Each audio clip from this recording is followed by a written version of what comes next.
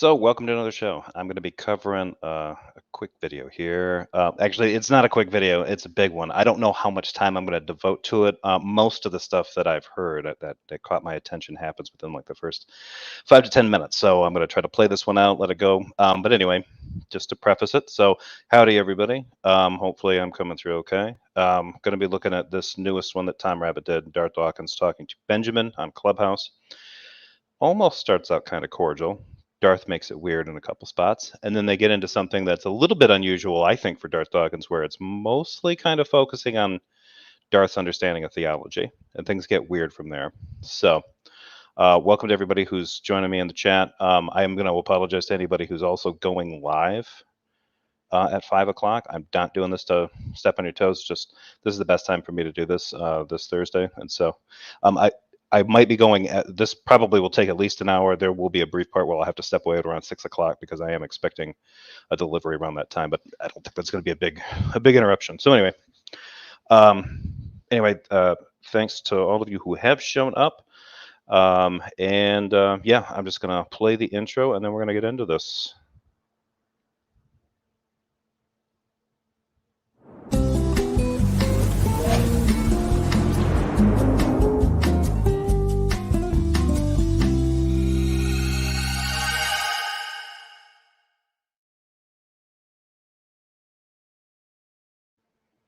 All right, so here we go. I'm going to shrink myself down a little bit here, put that in the center, and here we go. So no real notes on this one, just kind of pay attention to what's going on here. I do have some thoughts. If the one with Jason Torn was a really good example of like how daffy I think his kind of metaphysical argument is, I think this is a pretty good example to show people of how weird he can get when he's trying to like do kind of like theology apologetics for narratives of the Bible. So that's as much warning as I'll give you. Here we go. Hey, Tom Rabbit! I hope you got this for your recording. Hey, YouTube out there. Tom Rabbit likes to record these. Hey, Tom Rabbit! Well, that's interesting. How did I end up on stage? I don't even know, Darth. How are you today? Usually I end up in the audience first. I know, but this is a new room, and there's nobody on stage yet. And so, by some magic, not only end up on stage, but you end up without it. Well, if I'm here, it's sure to draw like flies to horse crap, so it'll increase your audience. How about that, right? You can always kick me. Darth, I would never do that to you. On principle alone, I would never do that. Oh my, that's nice. I'm blushing. Okay, how awful would God need to be for you to dump them? Okay. I wasn't saying that to be like smart, snarky to Benjamin. It seems kind of nice. Like, all right, well, I'll have a conversation with just you. But and also Benjamin has an interesting. I think there's some kind of salmon thing going on there. That's the picture in there. Not sure. Okay, expand on that, sir. The question is like, how bad would God have to By the way, can I just interrupt, just to let you know ahead of time, I have people who stalk, harass, and troll me. If they somehow happen to come up on stage, I will identify them. If they are not removed, I will leave immediately, which is your prerogative since it's your room. But I just want to let you know ahead of time, okay? I tell you what, Darth, I won't let anybody up on stage until you and I are done talking. No, that's fine. That's not what I'm requesting. I don't mind if you bring other people up. I don't mind talking with other people, but I do mind having to deal with various individuals who have been stalking me for years on social networks. I'll be honest, I haven't attracted any stalkers in my life yet. So I have. That'll be a new experience for something, perhaps. Okay. But yeah, so my position is God is a bit horrendous, right? I mean, there's just like, I think 1 or 4 too many genocides in the Old Testament. And I can't get over those things personally. So that leaves me. They're not genocides. Okay, well, too many. Unless you have a very loose definition of genocide. Yeah, so my definition of genocide is when you're killing the children, right? then you're killing people who are innocent simply because of their genetic association with a certain group of people. Okay, so if there were no children present, would it be genocide?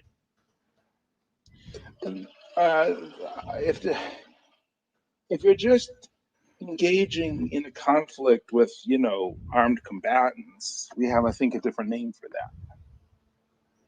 Okay, if there were no children present, would it be a genocide if God wiped out a certain population group? Yeah, not by my definition. I think my definition was clear on that, right? If it doesn't meet my definition, then it doesn't meet my definition. So I was actually waiting for Darth to say it's not genocide because God's killing everybody, so he's justified in murdering anybody and everybody. So how could it be genocide? Like, it's really strange to see this because a genocide is a little too close to murder, and God can't commit genocide. Like, no, that's not entirely true, right? Because homicide is the killing of another person. Murder, manslaughter, those are types of homicides. So, yeah, the idea of it, genocide, and maybe I'm getting too far off into that, but the idea that genocide, it's like, look, it can still be in the category of that. It doesn't necessarily impugn God's perfect moral character, because depending on the kind of morality you think God has, God can commit all the genocides he wants and never be evil by definition. It just depends on what you think. So ooh, this bit, it's so weird. This whole thing is weird. So he gets into something that I've criticized before. When I heard it, I was just, in fact, I think Tom Rabbit even titled a video on it. It was just so stupid. But he actually kind of he doesn't double down on it, but he takes it in a direction that gets even weirder and actually kind of contradicts. So, but I know he doesn't watch this, so he won't see the contradiction.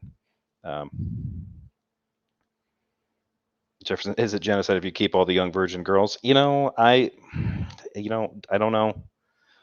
I don't know. I don't know what it would take for the genocide category to get fulfilled for Darth. I think he's in a conversation with an atheist who's like, look, I don't like this guy because he's horrendous because he commits genocides. And it already feels like Darth is like, oh, you're saying that he commits genocide. You're calling my God a murderer. Like, I don't think he's thinking much past that.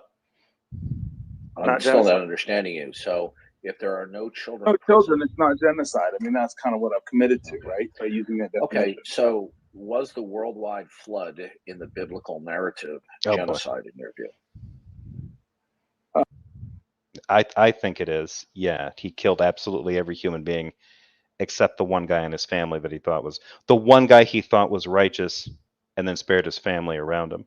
Hey, Michael, how's it going? It's justified genocide. Exactly. Justified genocide. Totally cool. Howdy, John Fapiano. Good to see you. Yeah, so he's just to keep this in mind, just to illustrate. They've been talking about this. Benjamin brought up the topic of genocide. Darth is bringing up something specific like the flood in the Genesis account of Noah. So here we go. That's not even one I think of very often, but yeah, I think it kind of was. But that's not one that bothers me. Okay. Were there children present? What? I just have to imagine there were. Why? Well, because that's how the human creature works. They're constantly having children. Okay. So in the Bible, does the Bible teach that he opens and closes the womb? I think it does teach that, yeah.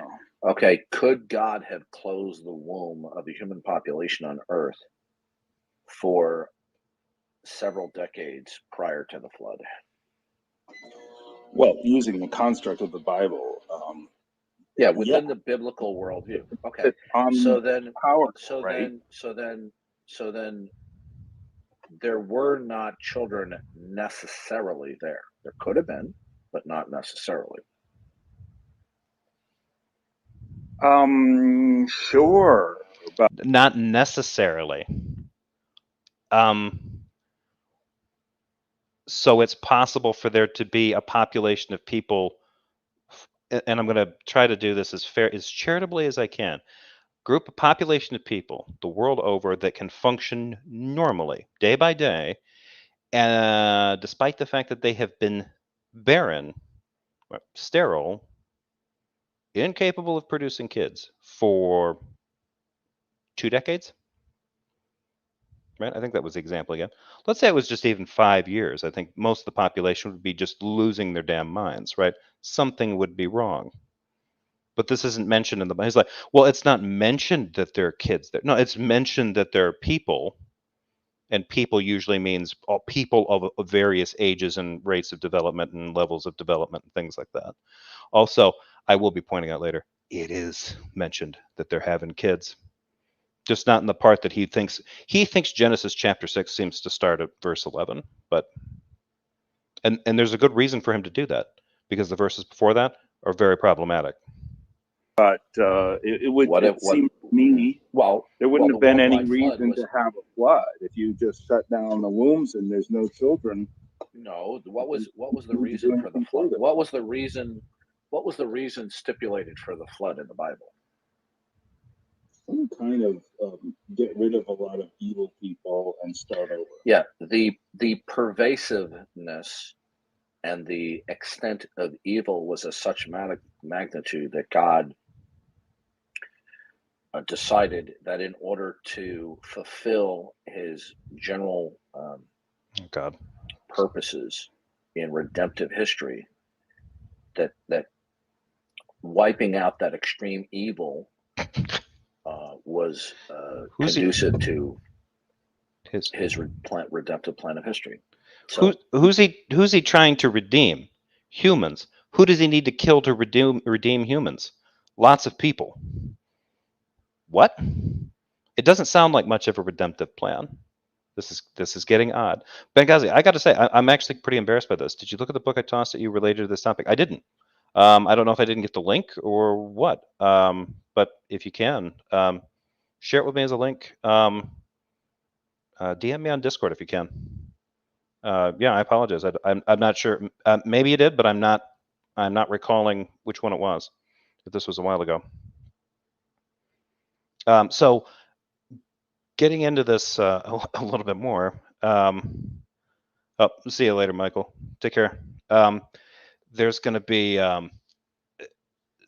somebody should really quiz Darth on this. All right. Okay. So here's what he's already set up. In Genesis, okay, I guess if you're an atheist and you read the Bible, you shouldn't read into the fact that the population of humans at the time of Noah's flood had kids, right?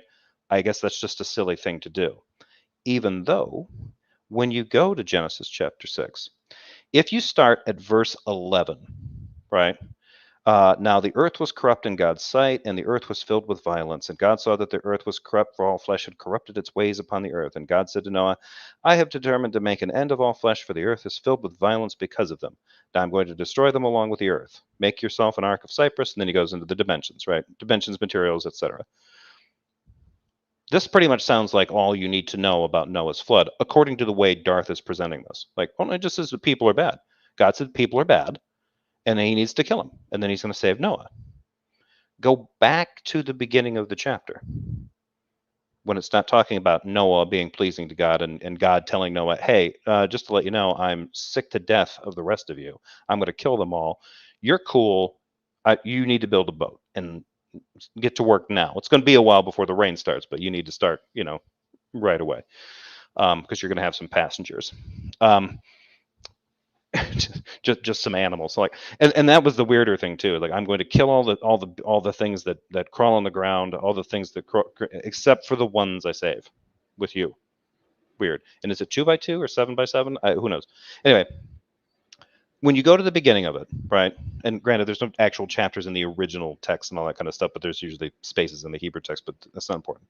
Go back about 10 verses. When people began to multiply on the face of the ground. Now, I don't know if Darth thinks that this was people performing arithmetic with their fingers in the dirt, but just in case he does, when people began to multiply on the face of the ground, and daughters were born to them. So it sounds like the multiplying that they were doing was not arithmetic. They were boning down, and they were having daughters. The sons of God saw that they were fair, and they took wives for themselves of all that they chose. Then the Lord said, my spirit shall not abide in mortals forever, for they are flesh. Their days shall be 120 years, right? So he puts a time limit on apparently up till this point, people were immortal, or effectively immortal. The Nephilim were on the earth in those days, and also afterward, when the sons of God went into the daughters of humans who bore children to them. These were the heroes that were of old, warriors of renown. I believe those heroes are also known as the Gibberim. Anyway, behold, I said that, not this part of the Bible. The Lord said that the wickedness of humans was great in the earth, and that every inclination of the thoughts of their hearts was only evil continually. Other translations put this: their hearts were set to only evil all the time, which I think is hilarious. And the Lord was sorry that he had made humans on the earth, and it grieved him to his heart. He was sorry. Other translations say that he relented of his choice. Others say he regretted his decision. That doesn't sound like somebody who had a redemptive plan. If he has a redemptive plan, then this flood would not have grieved him so, right? Unless for some reason, this is the only way that God can do this. The only way that he can create a world is with a redemptive plan. And he has to put himself through this nightmare and make himself sad and make himself feel regret for the thing that he created. But the redemptive plan is to salvage the thing that he regretted creating in the first place. Lots of contradictions here, lots of problems. Darth, typically in conversations about Noah's flood, ignores the connotations of that statement and ignores, the fact that in context, not only were people evil, but they were breeding like crazy. Otherwise, the Nephilim wouldn't be hooking up with the daughters of man. So where's the narrative in here where it's like, oh, okay, at some point, well, I'm sure Darth would probably stretch it out like, well, Noah lived a really long time, and it took him a really long time to produce the ark. So while he was building it, at some point, one of the decades in there, that's when God closed their wombs.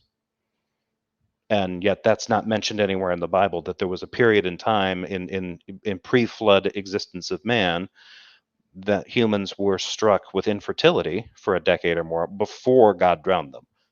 That just is just a tiny detail. And the only reason that Darth engages in that is like, well, would it make you feel better if God just made sure everybody was sterile for 10 or 20 years? That way all the kids had time to grow up into big bad adults and then they got drowned? No, Darth, it doesn't make me feel better. But, nice try. Fucking weird. Why Do you is think that? it was Why is that? effective? Yes. So after the flood, no more evil. Cool. No, that's not what the Bible says. The Bible doesn't say that the purpose of the flood was so that there would be no evil. It was that I could say that the purpose of the flood was to give all of the adults who were continually doing evil unrelentingly an early departure so as not to have an influence upon future generations. Isn't that kind of an argument for abortion right there? Like, oh, we're just making sure that, we're not having people in a bad way. I mean, this is like Darth is just like nuzzling up to like an early kind of proto-eugenics kind of, argument here. Like, we want to make sure that the right kind are born. That way the healthiest and the strongest are fostered and nurtured. And that way we don't get the wrong sort that we have to worry about and we have to take care of and become a burden or maybe even a threat. Good old Darth. Would you disagree with that characterization within the biblical narrative? No, I think that was the characterization. Okay. So what we have here in genocide, what we have is a genocide would either be an indiscriminate killing of a large particular group of people, or that a large group of people that are discriminated by in terms of nationality or, let's say, ethnicity. But right. That wasn't. I mean, genocide has the word gene in it, right, for a reason, I think. Right, but these people were not killed. These people were not killed because of their national identity or their ethnic background. No, they were killed because they were humans. It was a genocide of everybody. Like, I think it's interesting. He's like, it's not like God targeted the Belgians. No, he targeted all human beings except for Noah. So the category that you had to be in was a person made by God, which was everybody except for Noah, who was deemed righteous. And also keep in mind that the Bible doesn't actually say that his family was deemed righteous, right? Noah's righteous. Therefore, his family gets a pass. No one else does. Completely arbitrary, the number of people that get a pass. Just enough of his sons and maybe his sons' wives so that they can all kind of like, I don't want to use the term bone down, like they're all going to have like incestuous babies. I think Darth actually defended that by saying, well, no, actually at that time, the human genetic, because I think he believes in genetic entropy, like their genes had such kick-ass shit going on that they wouldn't do this. Maybe it's not Darth. I know Jesus is Lord gets into this, and I've heard a couple others do this, where they could do that up to a point, and then it's after a certain degradation of the, they basically start out with all the info, and then they can, as they have more and more kids, the genetic code gets a little bit less, and then once you get to a certain point, then it becomes a moral imperative to stop doing that incest, because now you run the risk of having flipper kids or cyclopses or something. Really stupid apologetic, but I've heard it from at least a couple people. I think Darth was one of them. Maybe he's not. I apologize if I'm attributing that to Darth when I shouldn't be, but it sure sounds like something he'd be into. But anyway, here we go. Let's see where he's going here, right? So it sounds like, well, it can't be genocide because it's absolutely everyone. Cool defense, Darth. Cool. That's right. That's right. They were killed because of their extreme evil. Hey, Jenna, good to see you.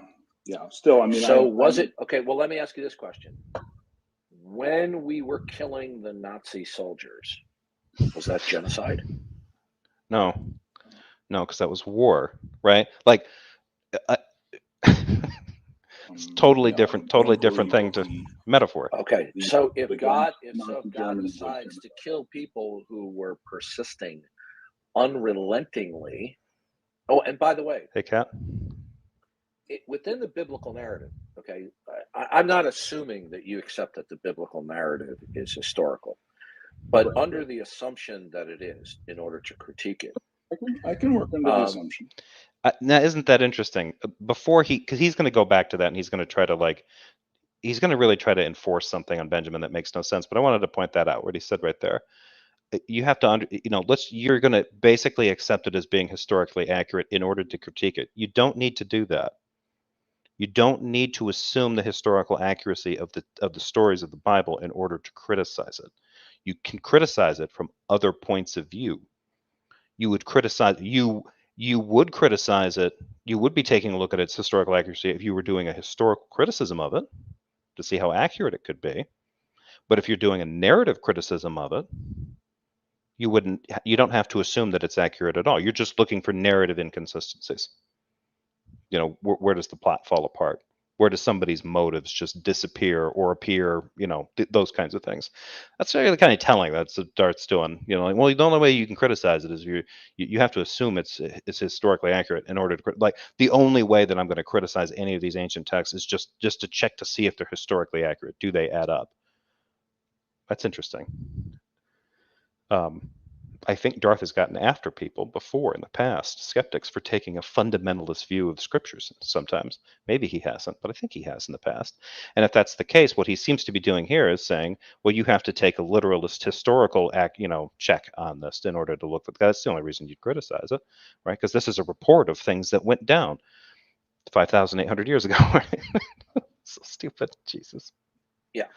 So under the assumption, in order to critique the God of the Bible, that the biblical narrative is historical, the time between God commanded Noah to build an ark was quite a long time.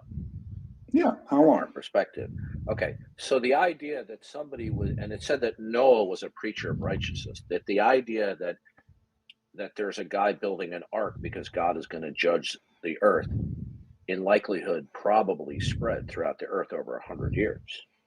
Again, he's reading that into the story. At no point does it indicate that anybody gives a damn about what Noah's doing. The story doesn't say that he was building it in hiding, right? And it's obviously a massive craft. They dramatized this several times, right? Where his neighbors show up and like, Noah, what you building there, Noah? That's bigger than a canoe. What are you going to move with that? I mean, that makes for an interesting story because people honestly ask themselves this question. They read the narrative and they're like, oh, okay, this little fable seems to be missing the detail. Like, Mr. Smith and Mr. Jones kind of step over and are like, what are you doing to your yard, Noah? But that aside, it doesn't say anything about people being aware of it. He's just He's just reading into that. He's just making assumptions. Like, well, wouldn't they have been aware of that? Well, how is it okay for Darth to make this assumption? Like, well, here's this righteous guy, and everybody knows that he's righteous because he's building this boat. Like, I've seen narratives where everybody thinks he's crazy. So I think that's telling. Like, Darth, how do you know that Noah's righteous? Well, the Bible says so. How would his people know that he's righteous? Well, because the Bible says he's righteous. Like, I really think Darth is this simplistic sometimes, because this is, he's truly tapped out. Like, I don't know if he's not had enough electrolytes or something, but something's going wrong here, because this is just being able to like evaluate like a movie, to determine whether or not the plot's good. This ain't working, and he's reading into bits of the story to like fill plot holes that he claims aren't there. But when someone else makes the insane assumption that when humans are involved, it's going to inadvertently involve their kids too, that just seems like a logical, natural entailment. Darth's like, whoa, hold the phone there. Where's the story mention anything specifically about kids? Like, okay, well, if that doesn't work for Benjamin, then Darth can't just go assuming that people know Noah's righteous, right? I mean, fair is fair, right? Maybe. Maybe. Well, it's possible. Well, the bottom line here. Transportation and communication wasn't very good back then, so. Well, but that doesn't. Yeah, but it doesn't necessarily mean that people were spread throughout the earth as the way they are now. So the human population on Earth. Well, is it Mesopotamia? There's some spread there. Okay, but the point is that if the human was localized, well, that's another issue. So the bottom line here, what we have is the Bible makes it clear that because of the extreme pervasiveness and depth of evil, that is why they're removed. So that hardly qualifies as genocide. It does, because it's just being declared by the God. It's not demonstrated in the story at all, right? And there's a good example of this later on, which I'll get into because he doesn't want to talk about this. My other proofs for why this is so, he's left out the context of Genesis 6, the first 10 verses or so before, where God's like, Noah, these people are shitheads. I'm going to drown them. But you get a pass. So be prepared for a literally life-changing event. It's going to change all of life on Earth. And where would I possibly get evidence to contradict this emphasis that Darth's putting on here? Right here, from Jesus. Matthew 24, chapter 24, verses 29. Okay, let's see. This is after, in Matthew, this is after he gets done talking about the coming of the Son of Man, the lesson of the fig tree. And he starts getting into the necessity for watchfulness, right? Now, this isn't obviously laid out there. This is the New Revised Standards version of laying out the little sections. They've been, labeled by translators and stuff.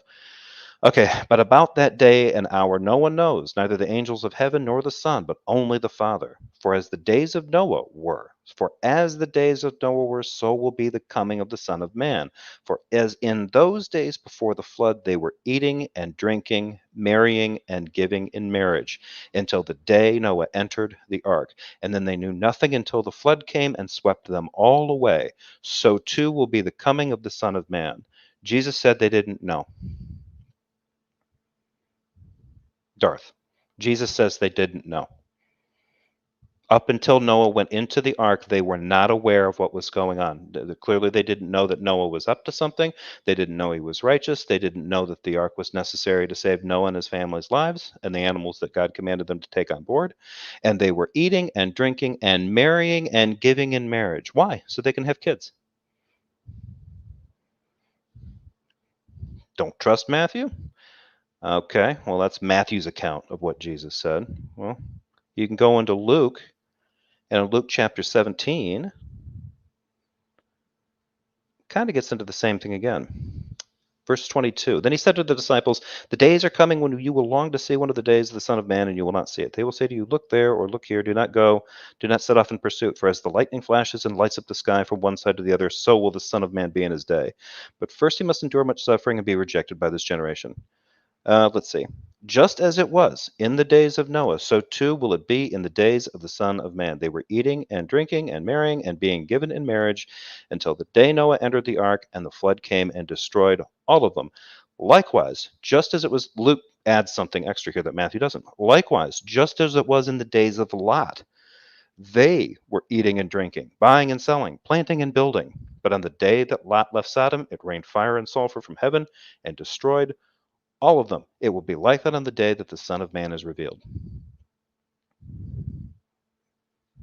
Sounds like everything is going normal right up until the moment something catastrophic happens, according to Jesus.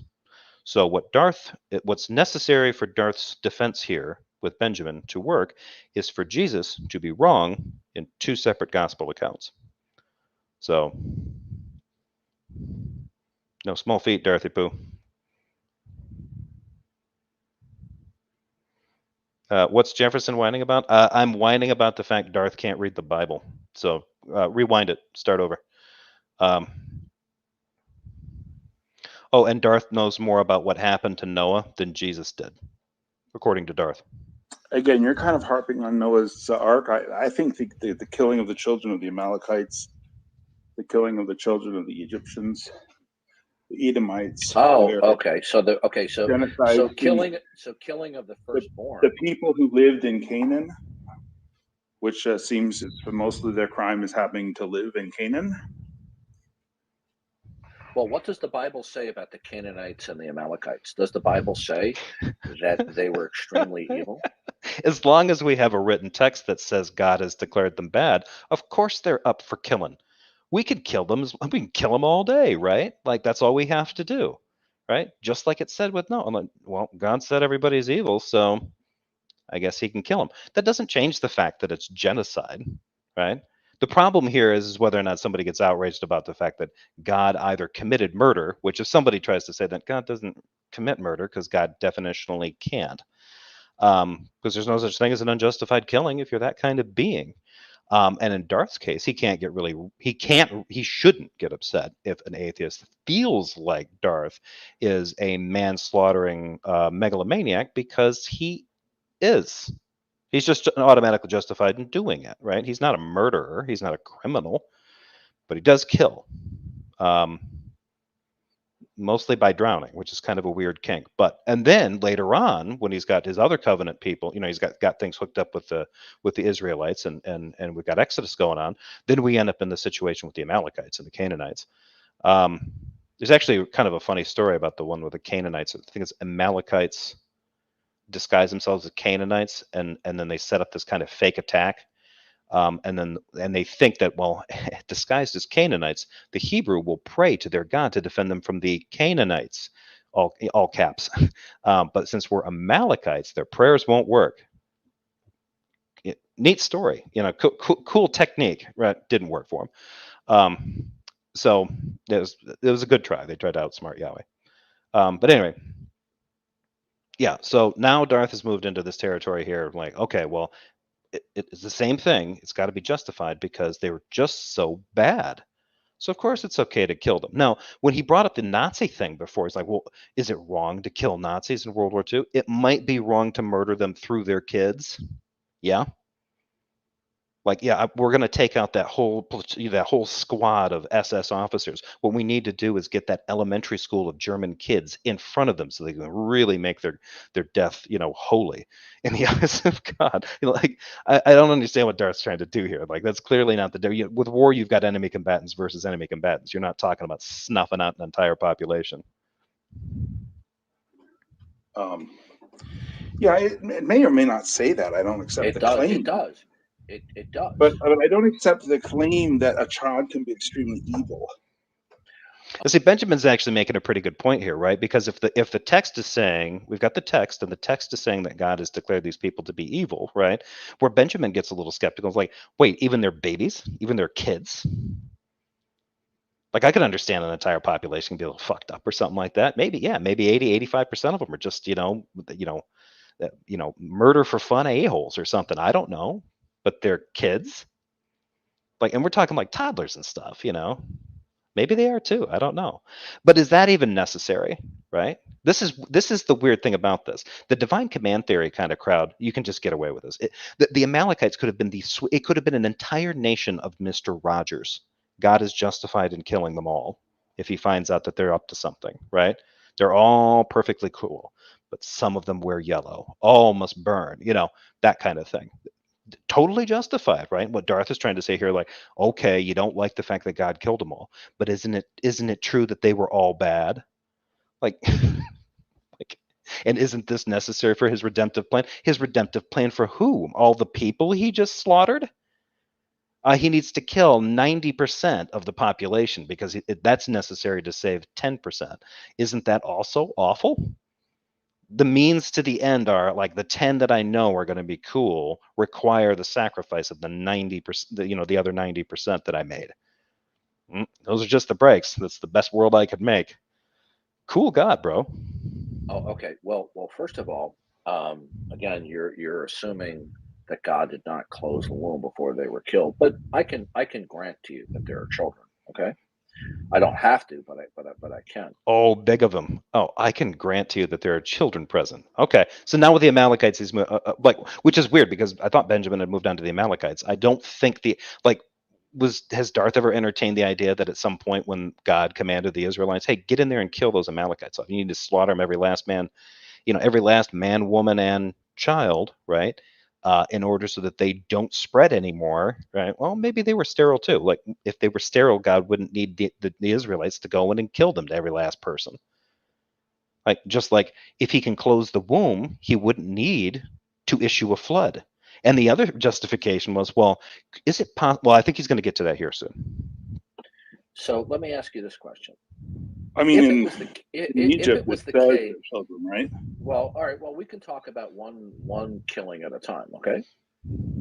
Sure. Even though God kills, multiple people simultaneously, let's just take one horrendous act at a time. So, so there's a number of problems with your view, in my opinion. Surprise! Is that let's just take the Amalekites or the Canaanites, for example. Mm-hmm. We have some indications in the biblical text and in extra biblical sources that they were rampantly promiscuous. Okay. Oh no. They were involved in sexual evil. Okay, including sacrificing children. Oh no, not child sacrifice. Thank you very much for the super chat. Very kind donation. This is for the 5 mentions of empty wombs and a partridge in a pear tree. Yeah, I hope you haven't made that into. A drinking game, because otherwise you might be getting sick, or in my case, falling asleep during a live stream. Never mind. If it was the case that the evil constituted such sexual perversion that it introduced severe damage to the genetic code, that it would produce severe outcomes in future generations that would be the result of that genetic damage, would God be unjustified in shortening their lives so it's not to infect the rest of the human population? Why was he opening their wombs? Why was he opens and closes wombs, Darth? You established that at the beginning. So if they're having so much weird sex and doing so much incestuous damage to themselves that they're fucking up the human population, somehow permanently marring his creation, and he's still opening those wombs and allowing it to happen. If he didn't need that if he did not want them to reproduce, if the consequences of their horrendous activity was they get pregnant and have kids, he can just close the wombs. What in the actual fuck is Darth trying to do here? Like, I mean, I've been watching this for 11 minutes and 12 seconds, and he has already contradicted his apologetic, I think, at least 3 ways, 3 major ways, more subtle ones later. And that's not getting into the stuff that he got wrong about, like, the lifestyle of people during the Noah flood. Like, oh, well, they would have been sterile, and obviously they knew that Noah was a righteous dude building a boat that was going to save him. Sure, that's exactly what they knew, till you read what Jesus had to say about Noah's flood. Is Jesus wrong? Is Jesus under a misapprehension about what people were like at pre-flood?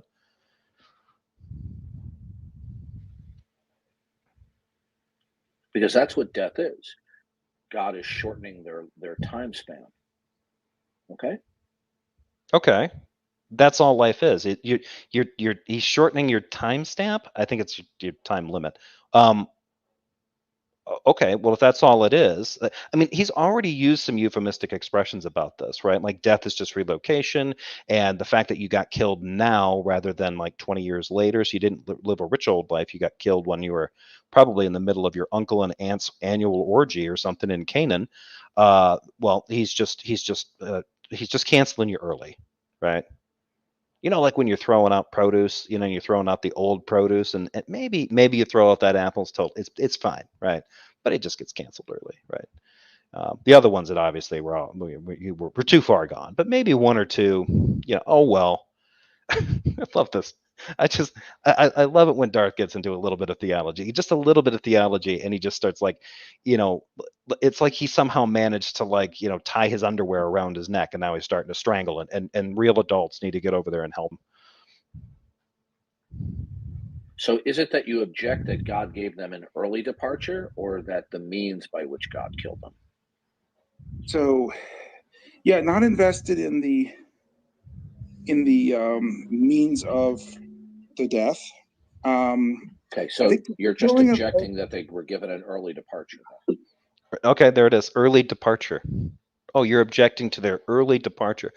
We're all going to die, you know. See, this is why some casual skeptics, after talking with Christians who use this kind of language after a while, will start to refer to Christians as being part of the death cult.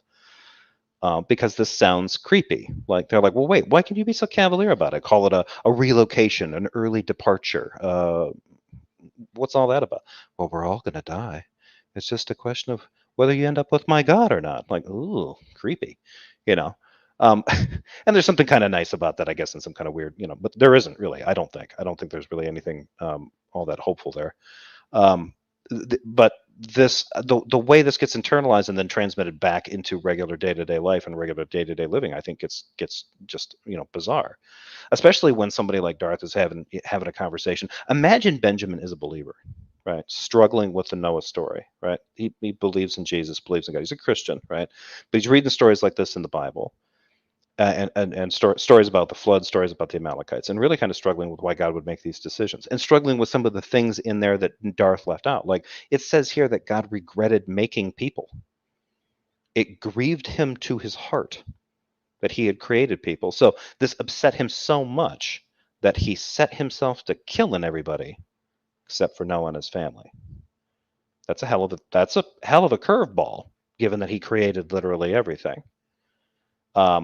And what do you get when you talk to Darth? Oh, well, yeah, he's killing them, but it's an early departure. It's a relocation. It's he's shortening their timestamp, whatever. I don't know that that's really going to help people who are having serious questions about, you know, the kind of moral things in play here. They make sense more to an ancient audience that's dealing with somebody like a sovereign ruler or a king, right? You live by that person's leave. This kind of morality makes sense. Piss them off, they'll kill you, you know? You displease them long enough, what do? Brutal show of force. Remind everybody who's in charge, right? This stuff makes sense then. It makes sense if you're anthropomorphizing a god and your best example is a warlord.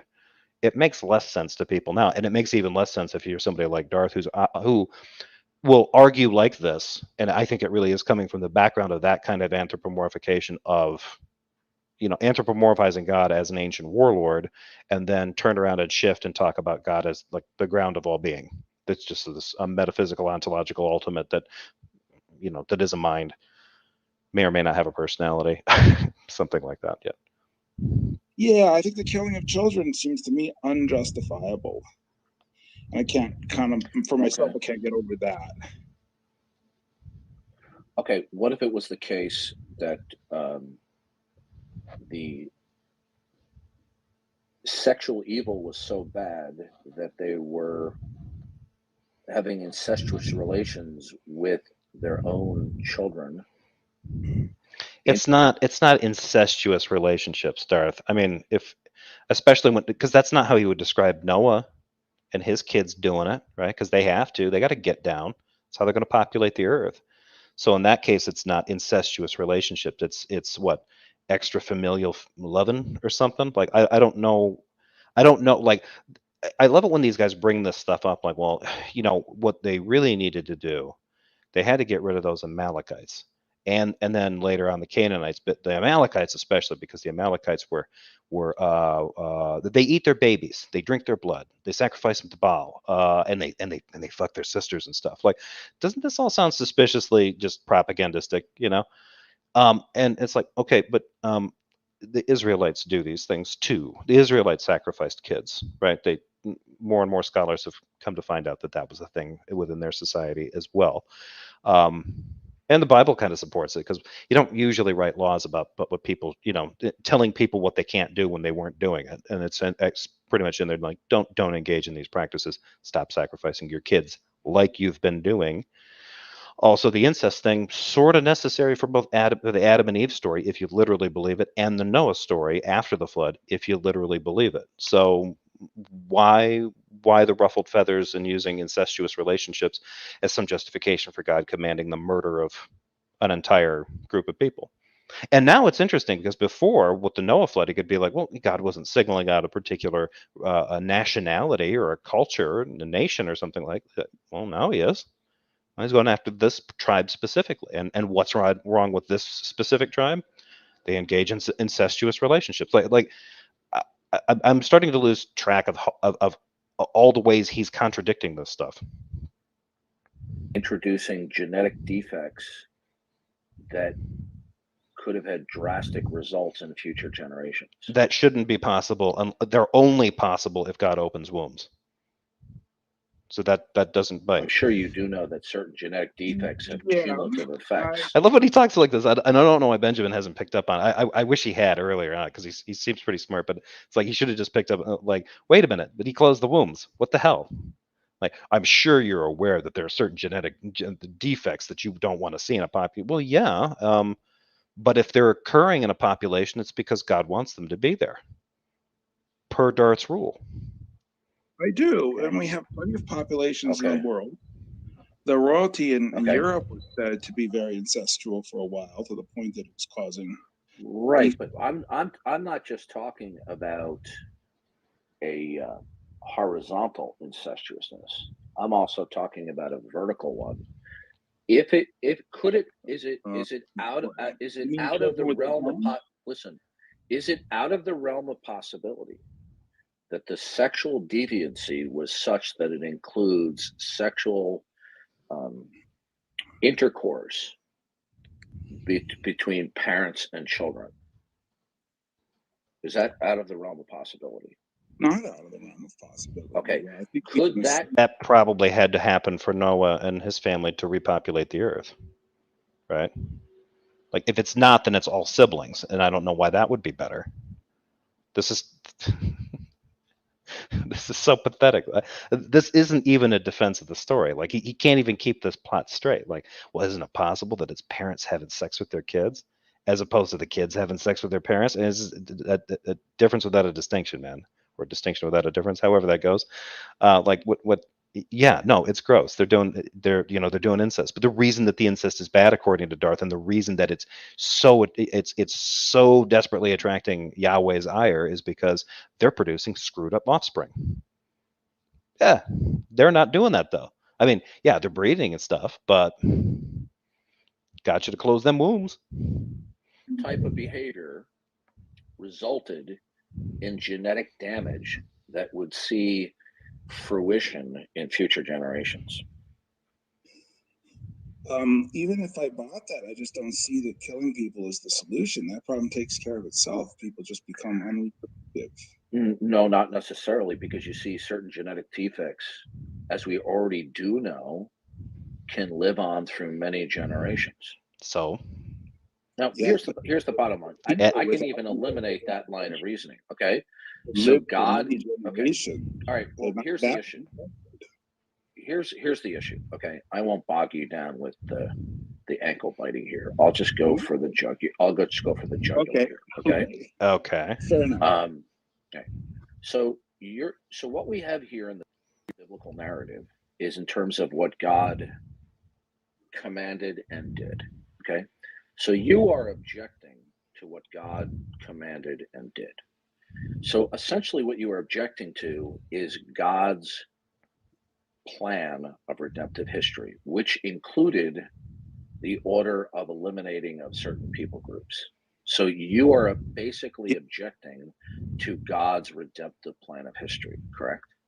Very specifically, I'm objecting to the philosophy, to the man-made philosophy that ascribes to this theory that history is better if we eliminate certain groups of people. I think that's genocide. Are you okay? Is God's command, when God called Moses, when God dealt with various individuals from the time of Adam, okay, up until the time of Jesus Christ, all of that was a part of God's redemptive plan of history, right? Yes, according to the Bible. Okay, so when you read the passage where God sent the angel of death to kill the firstborn Of Egypt, of everyone in Egypt, were there not under the blood? Okay, you are basically and essentially objecting to an aspect of God's redemptive plan of history, correct? Yeah, my objection is to the Bible. Absolutely. Okay. So the real issue isn't in the specific details, but in the big picture, you're objecting to God's redemptive plan of history. Now, it's interesting, right? Because now he's insisted that that's what this is about, right? This is all part of God's redemptive plan of history, right? That is a Christian theological take on these particular narratives. It's very easy. This is one of the reasons why apologetics can get so weird, is because most Christians end up having to. Christian theology is built around this idea of reconciling the New Testament Gospels with Old Testament stuff, and they kind of have to, because Jesus, if he actually was a person, was likely teaching from what he understood from, other teachers or the scriptures or something like that, even though it would depend on what his exposure to those things would have been. Anyway, the idea that this is part of his redemptive plan does not like that. I don't know if Darth understands what retconning is, but that's what you essentially have to do with these Old Testament views. If you go back, and this was one of the things that screwed me up as a Christian, right? Knowing the New Testament is supposed to be the fulfillment of this entire thing, and then going back and reading Genesis and Exodus and the Torah and all the accounts of the Old Testament, and reading those stories and dealing with the very different ways that Yahweh acts versus the way Jesus acts, or even the way Jesus says God acts. Even though it's supposed to be him, but there's room for argument there. That's where this gets really weird. So when he's like, well, Benjamin, all you're telling me is that you just disagree with God's redemptive plan for the world. I would agree with the definition of a redemptive plan of the world that includes necessary acts of genocide, not just once, but multiple times. I would have a hard time categorizing that as a redemptive plan for humans. The notion that a redemptive plan for humans means the necessary execution of lots of humans seems a tad absurd. Maybe that's just me. Maybe we're moving the goalpost a little bit. I'm objecting to genocide. No, I know that. Right. And Darth is just trying, like he was talking about relocation and stuff. The genocide is just God's redemptive plan. Is that, well, first, if you want to, you are characterizing it as genocide. Yes. Okay? Now, why don't you just simply say, for the sake of discussion, because we can debate whether it's genocide or not later on, you're objecting to God giving the command to kill. Okay? Now, or in the example that Darth gave about the nose, actively killing. Right? Because, before he's like, yeah, it's kind of weird that he asks, he commands the Israelites to do the killing, right? But in that one, it's a little bit easier. That's actually a story that gets a little bit overblown. The narrative behind that one is that when the Israelites are fresh out of Egypt, I believe they're waiting in Rephidim, and in Rephidim, they're trying to collect themselves, and they're exhausted already. And Rephidim, I believe, is where God. This is more folklore, I think, because the Bible doesn't really have this there's there's a little work of apologetics to make this thing out. Rephidim is Rephidim is where God grants them a magical well of perpetual spring water that follows them where they travel. If you don't believe me, look it up. This is a controversial thing because there's actually two references to the thing, and a way of solving that was to say, oh, well, it went with them wherever they went. Not a great defense, right? But at that point, at that stage, the Amalekites attack them. They ambush them. They're the first people, and they came out of the Negev, right? So they're not even coming from a place where the Israelites are really going. The Israelites are headed to Canaan. I believe the Amalekites are probably in the Negev. I think they're to the south of them, right? And they attack them, right? And that ambush basically sets these two peoples at odds forever, right? And God gives commands like, you never forgive them, never let them go. The king of the Amalekites is a piece of shit and always will be a piece of shit. He's a son of Esau, all this kind of crazy shit. So that's essentially where that's at. Anyway, more Bible study stuff. I'll shut up. God's command to kill whomever is a part of God's redemptive plan of history, right? It say so. Well, it follows from the narrative. That's your worldview, if you say so. Right. Listen, I'm not asking you to say that you accept the historicity of this. What I am saying is, if you're going to critique the biblical account, right, then you're going to have to presume its historicity for the sake of critiquing it, even though ultimately you reject its historicity. Perhaps. Okay. I see you. So what you are objecting to is God in part fulfilling his redemptive plan of history, because God ordering the killing of certain individuals is an aspect, a part of his redemptive plan of history. So I won't overinvest in this a little bit, but it feels to me like there's kind of like two places to look at this, right? There's the Torah, the Old Testament, and I don't know that the Torah in and of itself expresses this redemptive view of history. As you know, there are people who reject the New Testament. Yes, if you include the New Testament and Paul, you probably can make an argument that there is a redemption. That would still be a part of the story. Old Testament. We would talk about God's plan of creation. I could simplify it before you saying God's plan of creation. Maybe better if I just ask you this question. Do you think the Old Testament, as understood by people who adhere to that and that alone, is a redemptive story, or would you characterize it in a different way? Oh, it is redemptive because we see the foreshadowing of the true Lamb of God several times throughout the Old Testament. Okay, especially when you read Isaiah 53. Okay, but that's another subject. The bottom line here is this: I'm trying to be a kind of a mirror here to show you what your real objection is. Okay. Right, but he's already trying to impose his idea of what's going on here. It's not genocide. It's God's redemptive plan.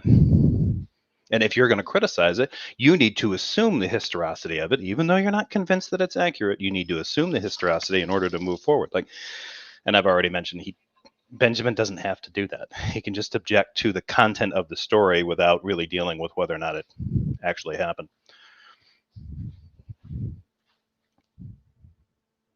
You are objecting to God enacting and fulfilling his plan of creation and redemptive history. That is it in a nutshell. I am opposed to the means. I'm not actually opposed to the end, but I don't think the end justifies the means. It makes no. I didn't say that. All I'm just simply saying to you is, you are objecting to how God fulfills, in part or in whole, his plan of redemption, his redemptive plan of history. Correct. I'm objecting to the means by which the ends of redemption are met. Now, to the extent that it involves killing innocent people, but because of their genes, or their nationality, or their ethnicity. Well, does the biblical model of reality say that people are innocent? It makes a claim, right, that people carry the guilt of parents for many generations. Right. The Bible teaches there's nobody who's innocent before God. Do you have any children? I do. Okay. When they behave badly, when you first observed them behaving badly, did somebody teach them to do that? I think that there's a lot of teachers for bad behavior, unfortunately. Yeah, I think anybody who has 2 or more children will tell you right away that children will behave badly even without their being taught. They got that covered, right? Yeah. God killing people is wrong because your value is that human beings persist. I would put it differently. I would say that human beings embracing a philosophy in which their hero, God. Oh, sorry, folks. That was not what I wanted. Because of their genes or their nationality or their ethnicity. Well, I think it's interesting that he's starting to get into this idea, like where he was going with that, like, no, your kids are capable of stealing and doing all sorts of negative things because people are just born bad. Never mind that he's going to gloss over a bunch of different anthropological and sociological things about what you have to do, and it's not worth even getting into. It's just people are born shitbags in sin, and that's why. And that's, I mean, if you really believe that, in your bones, that's how people are, Christianity is going to appeal to you because it's going to, stomp the shit out of you. But if not now, then definitely at the end when God sends you to hell to burn for it. Biblical model of reality say that people are innocent. It makes a claim, right, that people carry the guilt of parents for many generations. Right. The Bible teaches there's nobody who's innocent before God. Do you have any children? I do. Okay. When they behave badly, when you first observed them behaving badly, did somebody teach them to do that? I think that there's a lot of teachers for bad behavior, unfortunately. Yeah, I think anybody who has 2 or more children will tell you right away that children will behave badly even without their being taught. They got that covered, right? Yeah. God killing people is wrong because your value is that human beings persist.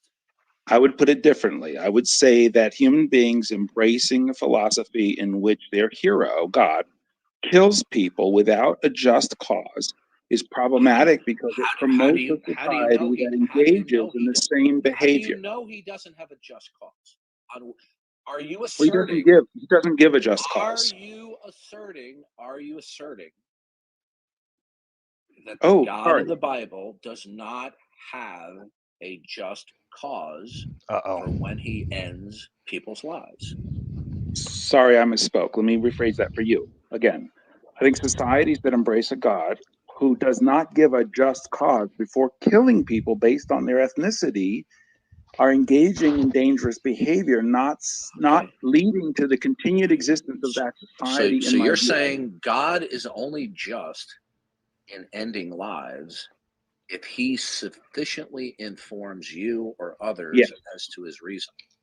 Correct. That's a non sequitur. It's not in my view. No, it necessarily. Why? Necessarily is a non sequitur. It does not necessarily follow. Okay.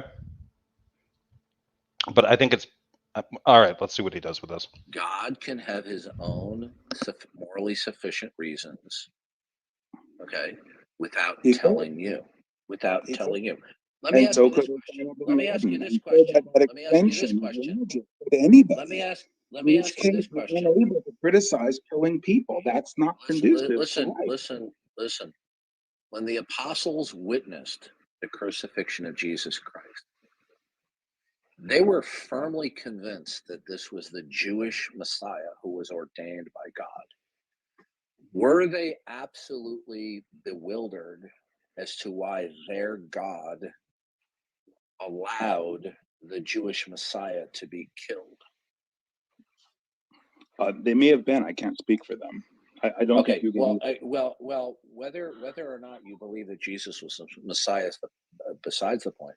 The fact of the matter is, these disciples of Jesus were devout Messianic Jews. They devoutly believed in his messianic claims. Right, but why would they have been shocked? Would they have been shocked because the guy that was attempting a political uprising got himself executed by the Romans? Or are they shocked, and what I think Darth is going for here, they were shocked that the Son of God died? Darth's being a little bit hinky on this kind of thing, right? Because depending on which gospel that you're kind of looking at, it's not entirely clear that in every gospel that Jesus is divine, per se. Messiah, yes. But a Messiah just means an anointed one, the new king of Israel. And so many of them actually could have been under the impression that that's what this was about. Jesus becoming the next great king of Israel. And they'd be shocked because the plan didn't go through. But I get the feeling that might be one of those things where Darth is kind of like trying to use this. Well, the reason that they were so shocked was because this guy was supposed to be, he died for people's sins. And they didn't think that was part of the plan. Oh, okay.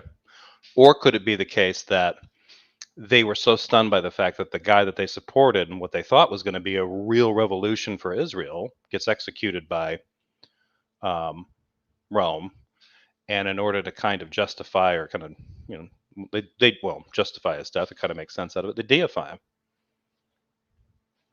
I don't know how much evidence there is for that, but it has been something that's been speculated on before. So you're saying it so, and I don't disagree with you. This is okay. Now, when they witnessed his execution, they didn't become atheists. They still believed in the God of the Old Testament. Now, they must have been in an absolute state. Why wouldn't they? I mean, that doesn't make any sense. I mean, they didn't think he was God and that the Romans literally killed God. And that wouldn't make them atheists anyway. They still believed in God. It's just Rome happened to kill one. This is so weird.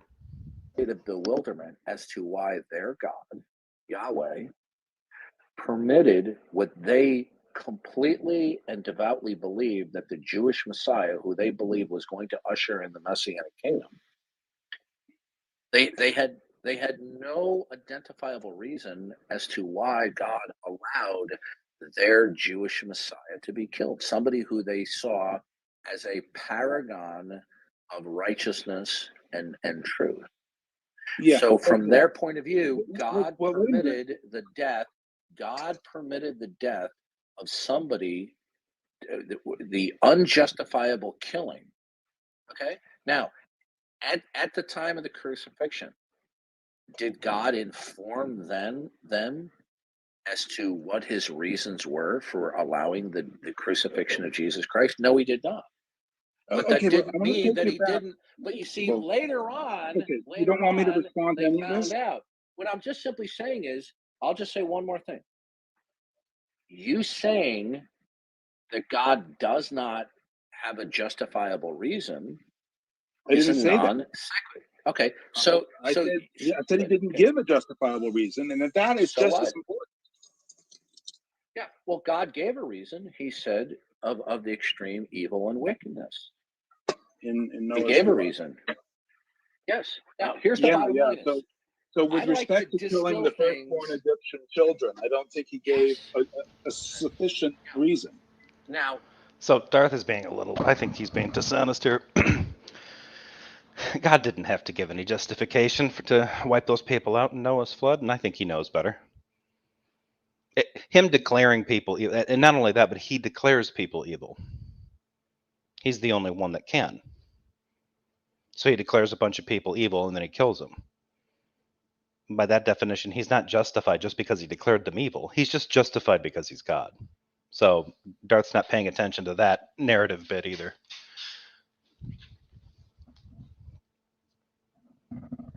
Okay, well, let me ask you this question, right? Well, can I just really quick? Thanks, Randolph. See you later. I want to ask you a simple You want to question. move on? Because you said some really interesting things, and I wanted to kind of explore them. I'll just distill this all down. Because this issue is really quite simple. God is wrong and bad because you don't agree with his plan. I would actually take this in a different direction than Benjamin, although I don't think I made it this far when I watched this initially. This is where I would go with this. I don't believe that you can characterize what's going on as a plan, right? Because the verse, that very important verse about Noah, or before the flood, Noah, with God regretting that he made people and wounding him to his heart, that doesn't sound like much of a plan. So if this is supposed to track from the flood to the Amalekites to Jesus being executed, I still don't see this, right? Christian theology is built around reading the narratives, the cobbled together narratives provided by the Gospels, and then reading that back into the narratives of the Old Testament to get them to make sense. But like I mentioned before, leads to problems. And now Darth here is just skipping right through them, and now he's telling this guy, your issue with the God of the Bible is that you don't like what he does, or you don't like the way he does things. You don't like his plan. Yeah, I really don't. The one thing that I really don't like is that his followers think it's a plan. Because the stories before make it sound like it's anything but a plan. And then after everything gets wrapped up, they kind of retcon the plan thing back onto every other story in the Hebrew Bible. The one that they just treat like, prologue to the real deal. Thank you, Second Best Bob, for the live chat. Thanks, Jazz. Great stream, brilliant chat, but I'm off to bed. All right, take care. Thank you for watching. Yeah, God closes and opens all wombs, but needs a flood to kill everyone except a few is just funny. Yeah, and really goofy. I'd get Darth to own the implicit premeditated aspect of his argument. Yeah, I don't think they get into that. Maybe they do a little bit. I don't understand the plan of killing children. Does the commands and actions of the Bible, are they indicative of God's plan? I don't know and or don't think so. Okay, sir, Because in the killing biblical innocent narrative, children cannot be part of a plan. In the biblical narrative, okay, this is detailing certain aspects of God's plan. So, for example, when the New Testament recorded that the disciples witnessed Jesus dying on the cross. How many? How many disciples does Darth believe witnessed Jesus dying on a cross? They weren't all there. That was a part of what God's plan. But they, at that time, they didn't know other additional information as to why within God's plan he was allowing their Messiah to die. The bottom himself, Darth, himself to die in human form. He was getting himself killed for the sins of man. line is this. I want to But maybe Darth is treading this carefully. Like maybe Darth is in that kind of school. Like as far as they knew, he's just the Messiah. Like he's going to be the king. Maybe divine, maybe not. But he's at the very least he's the Messiah. They believe that, and here he is dying. Right? Why would God allow this? They might have been shocked by that, but distill us down to this to the most salient issue here. Okay, you are simply objecting to God's plan by virtue of your reason. Your reason is superior from your point of view. God is wrong because your reason of what ought to take place is superior to God's reason and plan. Benjamin is extremely ignorant and arrogant in this discussion and many others. He's illiterate on almost every subject he bloviates about. Well, he didn't. I mean, I'll grant you, he didn't catch some things that I think he should have caught. He doesn't sound like he's being arrogant in this discussion. I think that's probably being uncharitable. What his background is and how well versed he is in any of this kind of stuff, I don't know. But one of the things that gets really that frustrates me about a lot of these discussions is you end up talking to a person. You talk to a person about the beliefs they have. You don't talk to somebody and then project out of them the beliefs they could have if only they'd read the books you had, or if only they'd gone to the church you'd gone to, or if only they'd had that conversation that that inspired you one year. That's not how it works. So yeah, Benjamin might be ignorant of a lot of this stuff and not know. But you know what? The other thing could end up happening too. Benjamin could have conversations like this, get really into biblical history and biblical scholarship, still not become a believer. And then what will happen then? In my experience, people that end up going down that road, they end up getting just enough biblical scholarship knowledge under their belt to then attempt to share that with Christians, only to get their hands slapped because the biblical scholarship's scary for a lot of Christians who might just be as ignorant about this stuff as any of the atheists. I mean, Darth certainly seems to be. Darth seems to think that it's a plausible plot point in Noah that he just closed the wombs of people for a while. That way, when he flooded the earth, no kids died. But then uses the fact that people are just going to inadvertently hatch out kids after their incestuous relationships. They're going to damage the gene pool, and then it's necessary to slaughter them. So for some reason, at some point, God loses the ability to close wombs. Like, I mean, come on, Warren. Come on, man. That's the issue. You can't watch this video from beginning to end and not reach the conclusion. Like, if you know a little bit about the Bible, even if you're not like really serious about studying the Bible, but you got a little bit under your belt from like when you went to church, even there's just enough here narratively going on. This is fucked up. Darth is fucking this up. This isn't like a massive ontological argument or some crazy heady metaphysics kind of exercise or something. This is just straight up reading comprehension of different biblical stories, right? I expect more from Darth on this, and he's flagrantly misrepresenting aspects of theology here, and I don't even know if he's aware of it. So I mean, and it takes some work to offend me about the misrepresentation of Christianity. So I want to take up this point you've been making about the disciples not. I don't know. Well, obviously, we don't agree on that. I want to talk. Thanks for the $2, AJ. Thank you very much. Bloviates. Darth Dawkins has entered the chat. No, just some of Darth Dawkins' vocabulary is in the chat. I like the word bloviate though. It's good. It's a good word sometimes. Although I will admit Darth has kind of ruined it. About the disciples not knowing. Okay, before we get to that, listen to me. So. So what you're saying is your reasoning is determining that God's plan is not correct. Uh-oh. Right? I mean, I think you're right. Yeah, I think you're right. But I want to focus on the bottom line is your reason has supremacy even above and beyond God's plan of history. Okay. So does Darth's. This is so fucking stupid. So does Darth's. Everybody's reason, there's a part of their subjective experience, has supremacy when it comes to how they're reaching these conclusions about what they believe, not what is.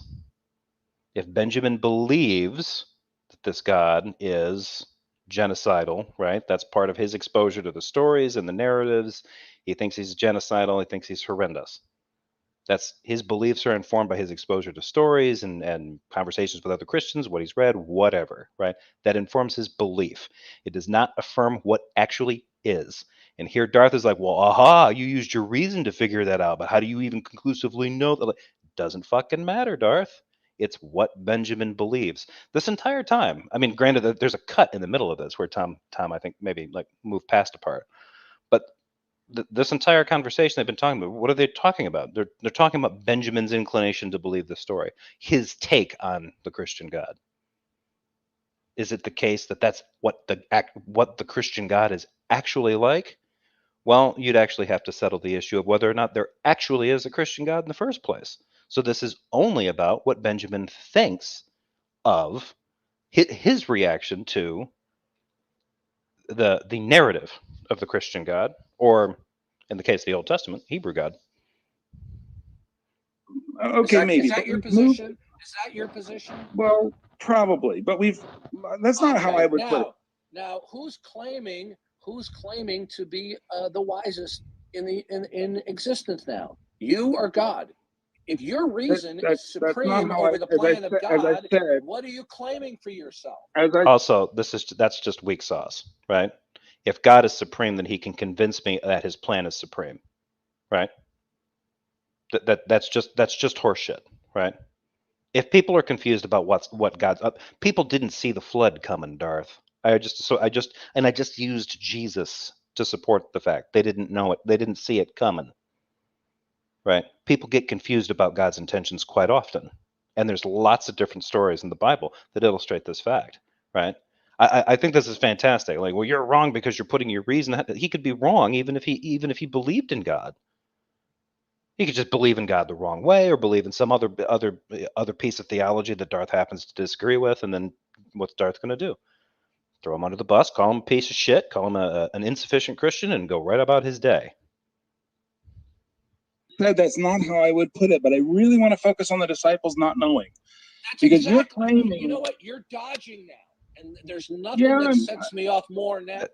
Okay, if Benjamin's dodging, Darth is misdirecting, because now Darth wants to get into how this guy justifies his epistemology ontologically, which is not part of the fucking conversation, right? If you make that move, you're losing.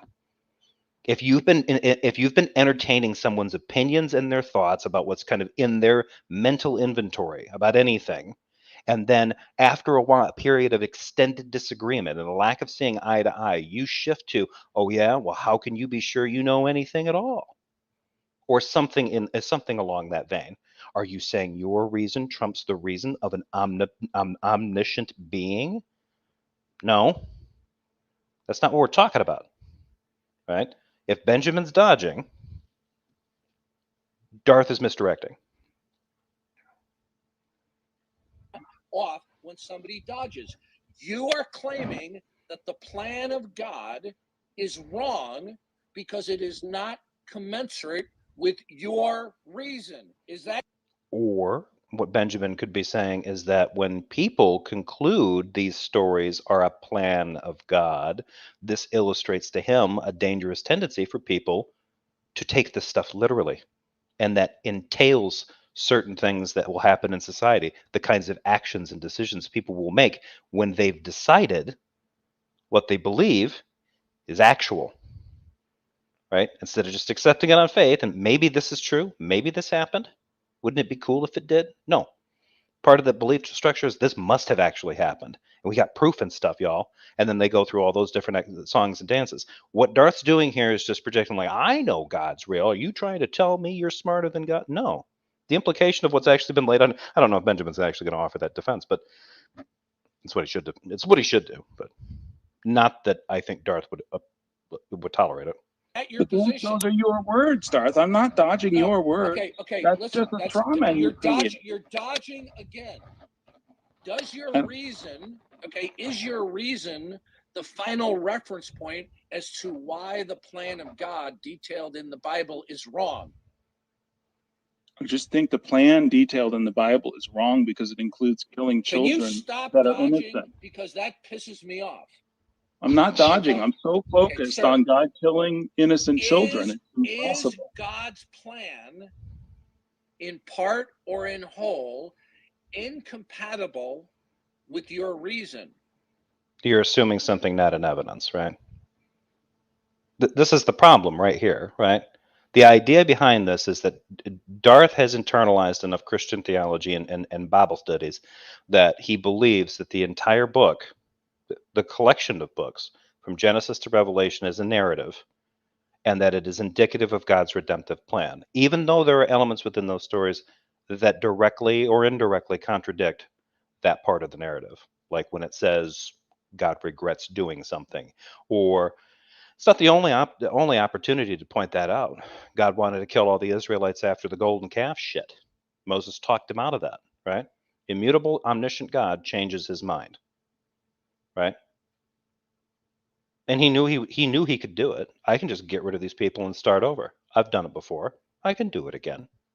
And Moses is like, no, don't do that. We've come so far. And how will it look? I don't know if he actually says that, but that'd be good. No, I think it's incompatible with human life and existence.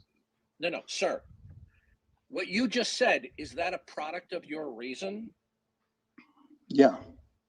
Okay, so human reason is the final court of appeal as to why anything is, can be, and cannot be.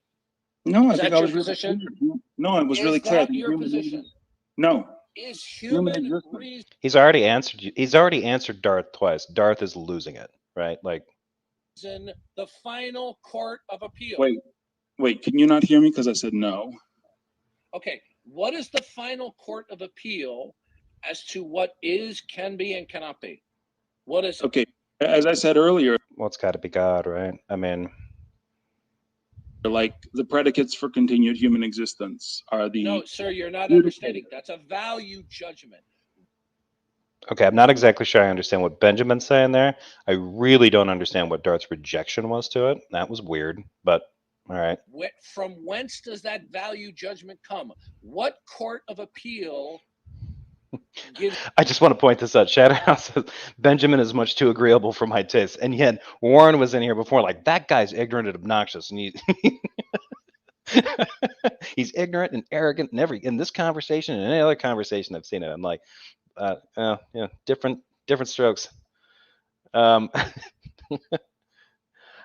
don't think that Benjamin is. I don't think he's being too agreeable. I think he's doing a decent. I don't. Whatever it is about his particular voice, like he's been able to have a conversation with Darth this long, and it's just now Darth is starting to blow up. So I think maybe, I mean,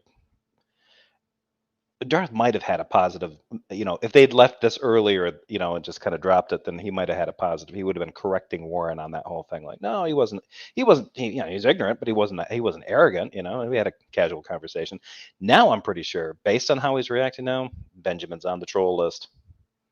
Is that value judgment edict? Brutal reality, because brutal reality will... Sir, okay, you're not getting this. This is going right over your head.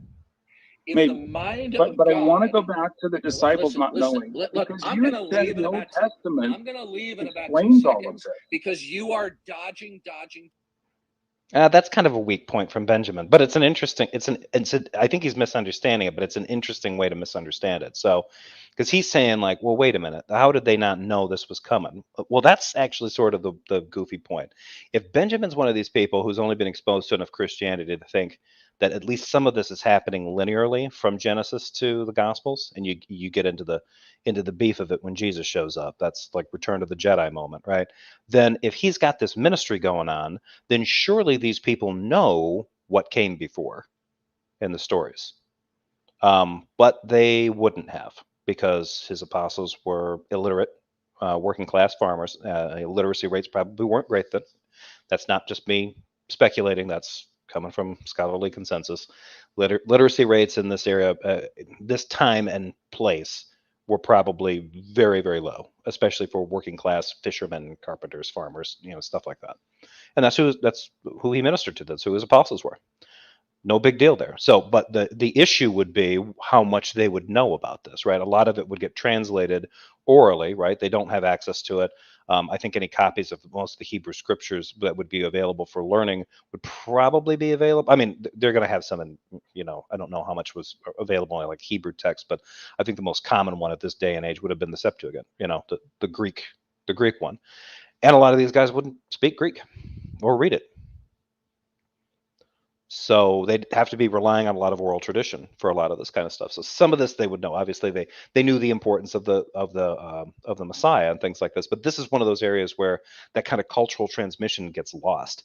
A lot of people end up getting exposed to this kind of stuff from the narratives presented by religious groups, Christian groups, saying, "Well, this is how the story worked," and book 1, Matthew, and then part 4, Luke, and it's like, no, that's not how it works. Those are 4 different gospels with 4 different takes on it. The way it ends up getting presented oftentimes for something like a Passion Play or something like that is to pull aspects out of each one, like cherry picking the synoptic gospels, throwing it together and creating one cohesive narrative, which is not a cool thing to do.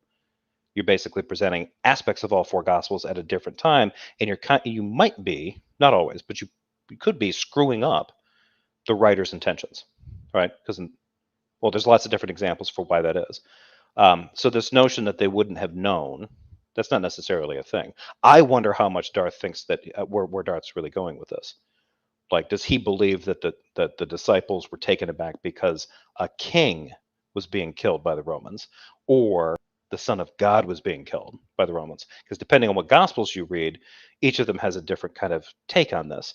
And I'm not entirely certain that even the ones where it's like Peter says he's the Son of God, where that's necessarily a declaration of divinity, but I could be wrong about that. But anyway.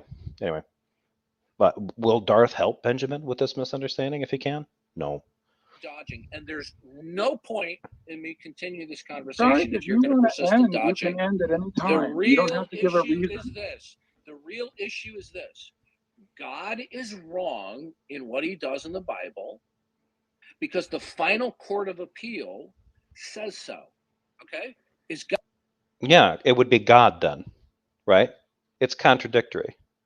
God's redemptive plan for humans, right, has the word redemptive in it. And in order for his redemptive plan for humans to work, it's necessary for some humans to die, to not be redeemed. Unless all that genocidal killing leads to a bunch of people going to heaven in the end. That'd be neat. But I don't think Darth believes that either.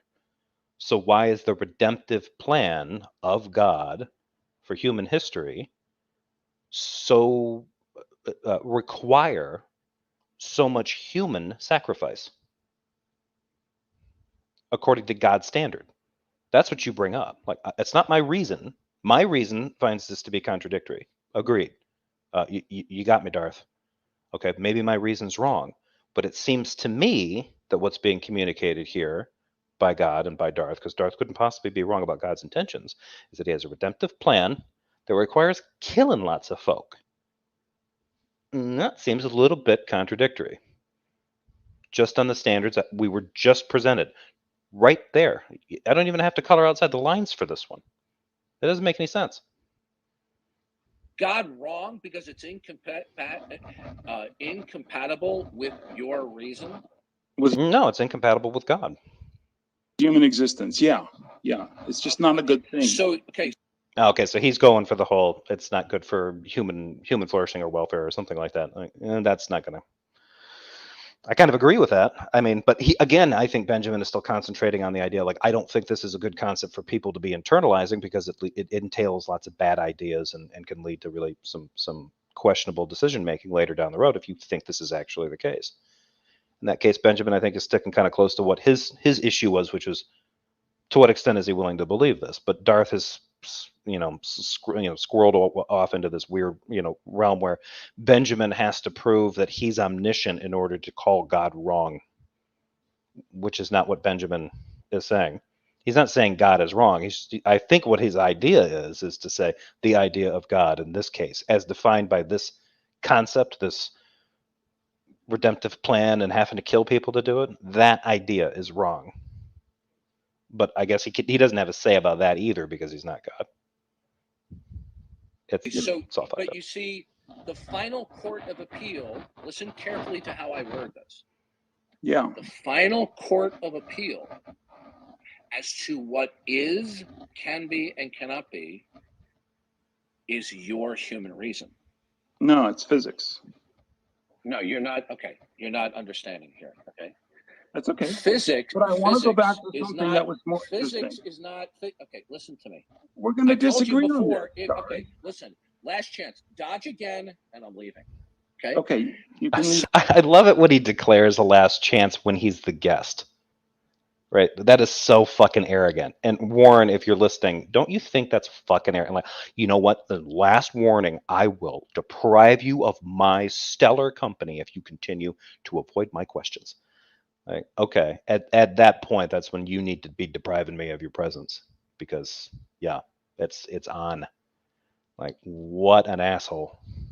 Saying that physics is the final court of appeal is not a very wise thing for you to say, because then what you're saying is that whatever human cognition is, the consecutive mental states, the consecutive neurological states, is simply and only the product of physics. Is that your position? Well, I want to know from a God worldview why this would be a problem. Like, if God is creating a reality, what's wrong with that notion? Isn't that the way it is now? I mean, if there's an element to us that requires, like, I know, I'm sure Darth believes in this notion of the Imago Dei and all this other kind of stuff. He might believe in the idea of a soul, but in terms of what we're doing physically, I don't know why this is necessarily a problem. And he seems to have a really weird. I see a lot of people doing this, and it's not something I've really thought about a lot, but it seems like it's one of these things where they're like, well, because there's a lot of range in terms of determinism, and I think that a lot of Christians get obsessed over the idea that determinism is fate, but determinism would also be things like certain physical things, like if and there's certain consequential aspects to determinism. If I eat, I'm going to feel full, right? I'm going to eventually need the bathroom. If I stay awake for 18 hours, I will need to sleep, right? Like, there's certain things that are already kind of determined with us physically. This idea, like, oh, it's just merely that. Well, I know that it is merely that, but what if it were, right? Because it is merely that without God, right? Like, it's just kind of a weird thing. We would just be electric meat running around all over the place, humping and pumping and eating and sleeping. That's it. Like, okay, yeah, that's what we do now with God. So it's not that fancy. Yeah, I'm a naturalist. It shouldn't be a surprise. It shouldn't be a dodge or anything like that. So therefore, okay, but here's the problem. Is there something that is identifiable and defensible, that is absolute within itself, that institutes and secures the actuality of any regularity, including that which you call physics? What's the God of physics? There's a guy that's been commenting on the last video I did where I kind of went into this, and he really disagrees with it, because I think he believes that Darth is honestly asking a question for people when he does this trick, that he really wants to know what is in their category of ultimate, right? I tried to point out in the comments that no, every time he does this, he wants to know, hey, I'm gonna list half a dozen traits, right, necessary for your worldview to work. I want you to tell me what the name of it is, right? The traits, surprise, surprise, just happen to coincide with traits his God requires, right? If you find, or anyone finds, some kind of workable alternative that might match most of those traits and brings them up, well, surprise again, another trait is asserted to be the case. So he can say that which is identifiable and dictates and institutes all instances of what exists and what is possible and impossible. Energy. How about energy? How about that? It's not a mind. Next. Or it's not a concrete, or it's not this, or it's not that, right? He just wanted that in the question. And then when you throw something out, inevitably that thing, if it's not God, will be missing a property from God, heretofore left unstated, that turns out is also necessary. It's a little switcheroo. Darth does this all the time. It's the basis of his little ontological, metaphysical appeal to an ultimate that doesn't work, right? If you can't list everything that the ultimate has, right? And you wouldn't be able to if it really were an ultimate, right? It seems kind of stupid. But if you only list 4 or 5 things, and then a person says, yeah, I got something that meets exactly those requirements. But, is it nice? What? Yeah, can it sit in judgment of mankind? Does it have a redemptive plan for humanity? Like, what the fuck? No, that's not what you asked. Well, it turns out that's a requirement too. Yep, fuck off. That's all Darth's doing here. You need to tell me what your God is. Yeah, the continuation. It's a predicate for human existence. Listen to me. Okay, you didn't address the question. I said, is there something that is absolute, that institutes and secure? No, existence is not a predicate. Do you recall me saying that earlier? You're not focusing on the question. Darth yelling at the guy that's running this channel. Right? He's asking people to ground their own worldview using the presupposition of Darth's worldview. Yeah. It's just like, oh no, any worldview needs this. Like, it's like, look, I get that in precept every worldview needs this thing, but that's because there isn't every other worldview. There's just the one. Everybody has the Christian worldview, right? So, relax and carry on kind of thing is one attitude one person can have. But no, not for Darth. Darth uses that kind of mentality to spin this thing up and try to say, oh, well, I'm going to beat you about the head and neck with your own physics or naturalism or anything else, because you're missing out on what I'm talking about. All Darth's talking about is that it's necessary for his God to instantiate the worldview that you have. The only problem that Darth seems to have is understanding the difference between saying, are we talking about the God that I think exists, the God that I believe in, because that's in my epistemology, or are we talking about a God that I can demonstrate, because that would be ontological, and it would be demonstrable whether I believed in it or not. Those are categorically different things. Which one do you want? Darth wants both, or he thinks both are the same.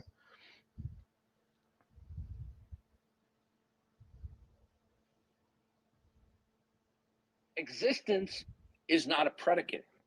Okay? Listen carefully. Is there something that is absolute, that it itself is not ethereal, that institutes and secures What? all instances of what is, can be, and cannot be? Is there one thing that does that? Well, I think that physics describes the things by which things are instituted. You're not getting the question. You're not getting the question. Well, I think we're a long way. Yeah, because he's appealing to something. See, all Darth will do is say, well, physics is just in the category of something that people thought up, right? He's not thinking about physics in terms of ontologic, what might be established actual processes. Right? We know that these physical processes exist because they can be demonstrated. It doesn't matter that you don't believe in gravity. Gravity can still be demonstrated. It doesn't matter if you do believe in gravity. Gravity can be demonstrated. It has nothing to do with your belief state, right? But I don't think he can. But this is coming from a guy that set up an entire narrative about, well, you need to kill these people before they have too many flipper kids. Like, okay, the God that can open and close wombs needs Israelites to kill people before they have too many cross-eyed flipper kids. Neat. This is why Darth doesn't write screenplays, or maybe Darth should write Michael Bay movies. Question, but I wanted to get back to the disciples. Is physics one absolute thing, or is it a set of plural states? No, it's just our best ability to understand the things that you're describing. Listen to me. Listen, you see, you're not focusing on the question. You're talking past it. Maybe you don't understand it. Maybe you're dodging it. Is there one concrete thing that institutes and secures any instances of regularity? Is it God? Sorry. Yeah, from my perspective, Darth, you're just going to have to accept this as like my final offer is the best I can do. My understanding is that physics is the study of those things that would do what you're just asking for. Do you know who Lawrence Krauss is? I don't. That's kind of weird. He doesn't know who Lawrence Krauss is. Lawrence Krauss is a fairly famous theoretical physicist. He's also a very famous atheist firebrand. Okay? You can see Lawrence Krauss in numerous documentaries on the Discovery and Science channels. Okay. Lawrence Krauss categorically stated, "There's no need for God. We can explain everything through laws of nature." Now, do you agree with that statement? No, I don't think we're there yet. I think that there's still mystery to be discovered, and I think that is one of the joys of being alive. Laws of nature is the same thing as physics. Okay. Yeah. Well. Now that's our. I think it would depend on what he means by laws of nature. Understanding. I just said physics. Listen. It's our best effort to understand. Physics will not get you to reason. If you appeal to determinism, okay, which you are doing, if you appeal to determinism, it will I don't think he's appealing. He's not appealing to determinism. Darth's just assuming that Benjamin must be a determinist because he's appealing to physics. And by physics, I think what Benjamin is attempting to appeal to is that which can be demonstrated in the physical world. physical processes, not just the, because I'm sure Darth would get on him. Like, are you talking about the abstract study of physics? Are you talking about, formulas and stuff? Those are abstractions. Destroy the ideological concept of human reason. Because then what you are thinking right now and what I am thinking right now, even though we are at loggerheads, was determined eons ago by the cascading antecedent events. You know, right? So I don't. So do you understand? Oh, okay. So, yeah, Mythic. How are determinism and reason in conflict? I have never understood this objection. Like, I don't get it. I see people like, I see guys like Darth. They're told what determinism is, and they think they can't make choices. Like, that's not the point of what that is. And again, he's going down this rabbit hole for a reason that, I mean, he just assumed that Benjamin is appealing to determinism. I didn't catch it. Maybe he did, but I didn't see where that happened. No, I don't accept that view, right? Like, I don't accept hard determinism in that way. Okay, sir, listen to me. Is there something that is singular, concrete, that dictates, that is identifiable and defensible? Is there something that is singularly concrete as opposed to an abstraction that dictates all instances of what is, can be, and cannot be? Is there such a thing?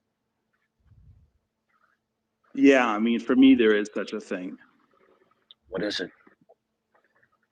Well, I think it's going to boil down to the interaction between electromagnetic fields and magnetic fields, and we're going to call it light. We can call it energy. Okay. And that's really going to be the fundamental. Here's the problem. Nature of things. Here we go. The problem. You didn't. It's as if it was wrapped up for me, with the bow. He's given him energy, interaction, energy and reactive processes, these kinds of things. Give me a concrete particularity. You invoked a plurality of states, each of which are similar to each other. Okay. How is energy not concrete? Okay. And just because energy can exist in multiple states, that doesn't make energy abstract, right? Am I high? Have I stroked out? Let me know in the chat. Now, are each of these... Okay, you're invoking a plurality of states. You are invoking a plurality of states and then invoking them as though they were a concrete one, when in fact it's an abstract one. It is Oh, he doesn't think that oh my God, is he one of these guys that doesn't think that, like, the states, like it's all, like it happens and then it's gone kind of thing? Oh, I wonder if he really holds to that. That's fucked up. Or I wonder if because he was on a stream last night, on Praise I Am stream, and I can't remember if somebody said that. He said it, I think Praise said it. He believed that people were abstractions. I think Cerberus Hex was in there and got him to say that, and it's just bizarre. Listen carefully. This is a conversation I've had many times with people. You are invoking a plurality of Warren, this is what I'm going to take you to task on this. This is what I'm talking about. Benjamin doesn't know Krauss, William Lane Craig, and other big name philosophers. He waxes on about topics he knows nothing about. As far as I know, all he's waxing about is his opinion. That's kind of what Clubhouse is for.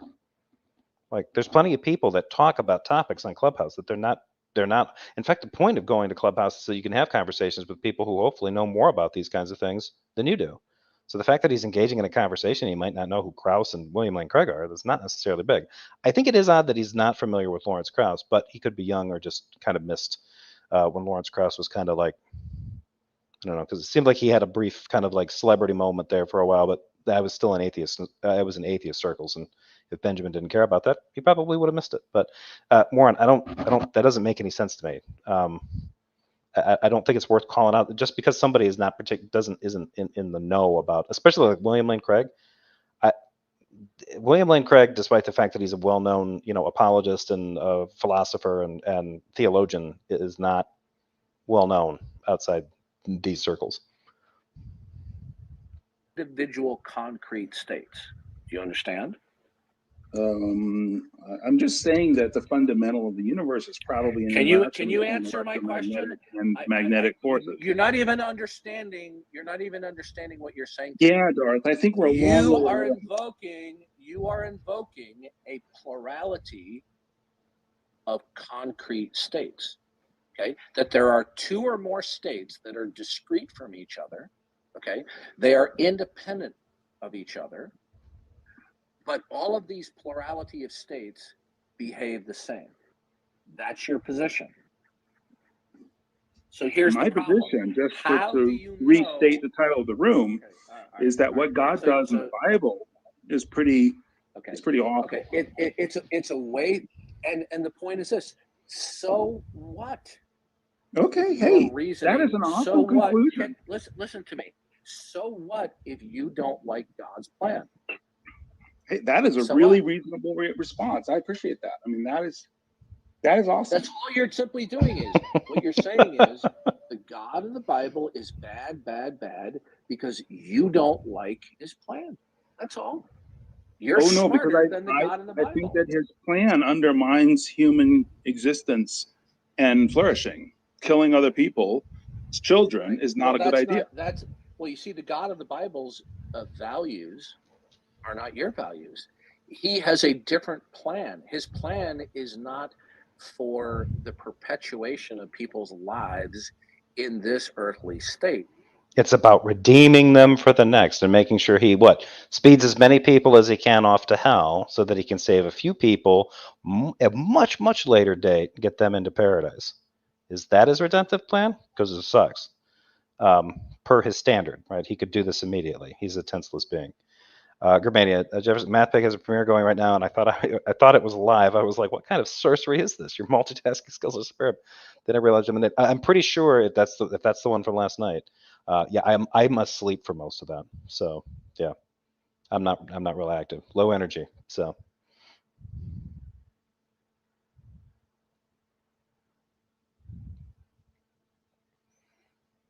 I caught this one late. Thank you, Perfect. Well, you are right about this, but that does not preclude the possibility of you having struck out. Yeah.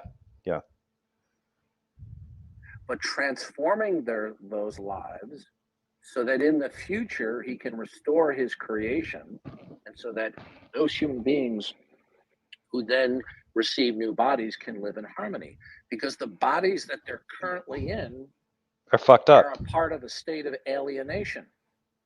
Right, part of God's redemptive plan. Like, oh, well, I got to redeem them from the bodies that I put them in order for them to understand. Like, is the purpose of this so that when we get perfected, we'll know better? We started out in paradise.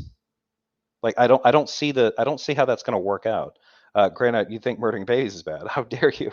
Yeah, it's a weird flex, isn't it? It's like, oh, another atheist is going to try to, assert their morality over God and say they care about murders, babies getting murdered. Well, how dare you talk about my God that way? I'm like, yeah, I think your morality is a little fucked up after all. Now that I hear you talk, like, murdering babies, fine. Don't you dare talk about my God murdering babies, though.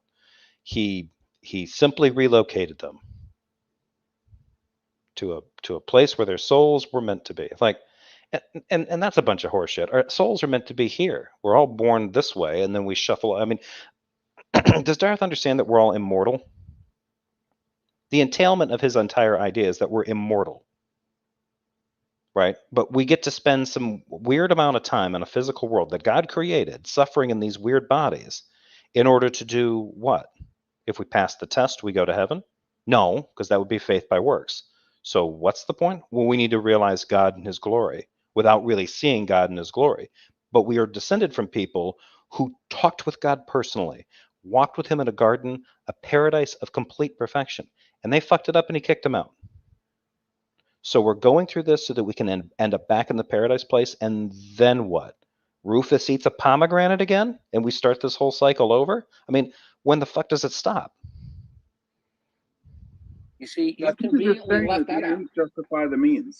Okay, is God wrong? Okay, the Bible says that people die because God implemented a temporal judgment upon the inhabitants of the planet.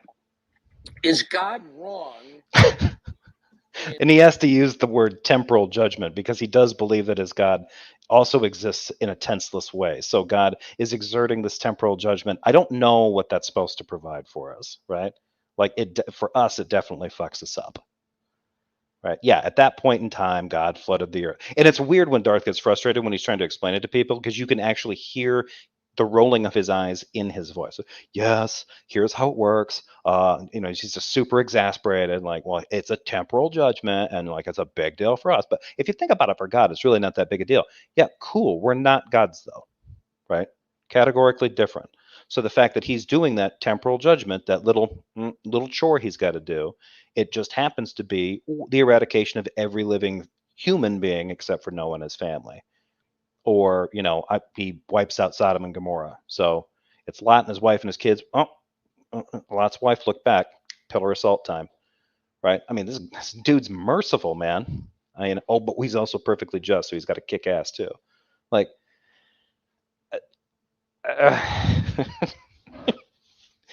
contradiction tacked onto another contradiction, tacked onto another contradiction.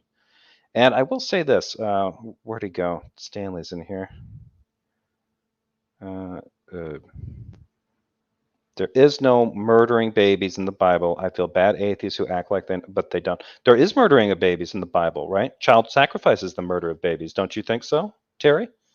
Don't you think that's why God wanted the Israelites to kill those filthy Amalekites and the Midianites and the Canaanites? Because they were murdering children. They were sacrificing them to their pagan gods. They had to be destroyed. There's murdering babies in the Bible. What you mean to say is that God doesn't murder babies. And by that, you're absolutely right. I only say God murders babies jokingly. But if you're one of these divine command types, God can't do that. He is definitionally good. So if he kills a baby had it coming. In issuing a temporal judgment of physical death upon all human beings, is God wrong for doing that? Oddly enough, I don't have the same problem with that because even if I don't believe it, it's at least it seems fair. It's a punishment for everybody. Okay, you're not under. Okay, here's the problem. Okay. Then your objection fails because then all you're objecting to is not that God ends lives, but that God gave them an early departure. That's the position you want to hold. That's totally. It doesn't make sense to use the term. I don't understand why Darth won't say kill. This kind of reminds me of some of Tom Rabbit's stuff where they were talking about like Christians believe it, but will they say it? And I think they were trying to get somebody to say replace lake of fire with lake of rape, right? And they're like, no, God would never do that. But it'll make a lake of fire. Well, yeah. And that does. Oh, it's just an early departure. Oh, like a flight that arrives early or something. Cool. What? Like if God's justified in all this kind of stuff, just say that he kills people. It's Darth believes it's fine for God to kill people, all people. He can kill all of us. He can kill us all, resurrect us, and kill us again. He could do that for an eternity. He would be justified in doing it. He could torture us for an eternity. He's justified in doing it. He's justified by definition that he is God. That's just what Darth thinks. If Darth starts to slip into these other arguments where it's like, well, this person was bad or this person was so nasty or anything like that, he's already losing because that doesn't matter, right? God could take a saint, somebody who's just perfectly good their entire life, well, good to other people, charitable, helpful, always willing to lend a hand. Did they believe in Jesus? Put them on a treadmill, have their fingers pulled out for all of eternity. That's God for you, right? Is he justified in doing it? Yeah. Is it death and torture and pain and suffering? Yeah, but he's justified in doing it, right? So just embrace those naughty words: pain, suffering, torture, killing, right? Don't use murder because that's a legal term. But God likes the homicide. Fine. So let me ask you this question. We're in agreement. For anybody who's late to the live chat, I don't want to do this because it seems like a weird way to kind of plug the debate that I'm going to be hosting tomorrow. But Stanley Terry is in the chat, Your Way or Yahweh, Tested by Fire, and he is making some strange claims about sickness, about never getting sick. I've been trying to keep up with him. Please don't kick him. Live chat replays on. I want that saved. I have a feeling he's going to type something in here. I'm probably scaring him off now. He's going to type something in here that somebody's probably going to need to go back to this video, rewind, and be like, boom, right there, Terry. This is what you said. Did any of the firstborn in Egypt who were slain by the angel of death, were they going to die eventually had not the angel of death come? Everybody dies. That's how the story. That's a weird take. This is a good one. Hey, Jeff, how does the idea of man being made in God's image mesh with God being a disembodied mind? Asking for a friend. Yeah, good question. Yeah. I wish I were. Well, no, because my idea of a disembodied mind, I would just be a gigantic space brain like Futurama.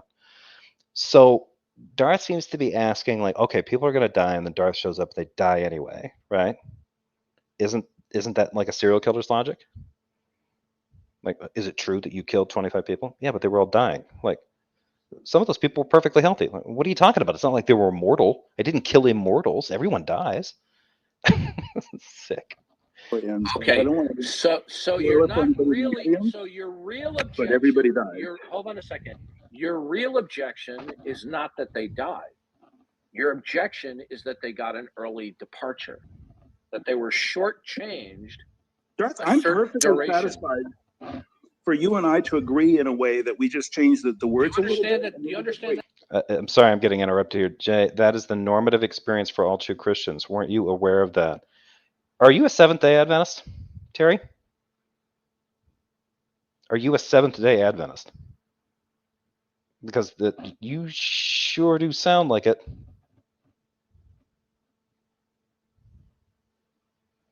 trying to find. Hey, Serb. Serb, Stanley Terry. Serb. Don't know if you've met, but you've met now. Go. That's your position. So your real objection is not that God permits or facilitates people dying, but that God facilitated that they died within a specific duration.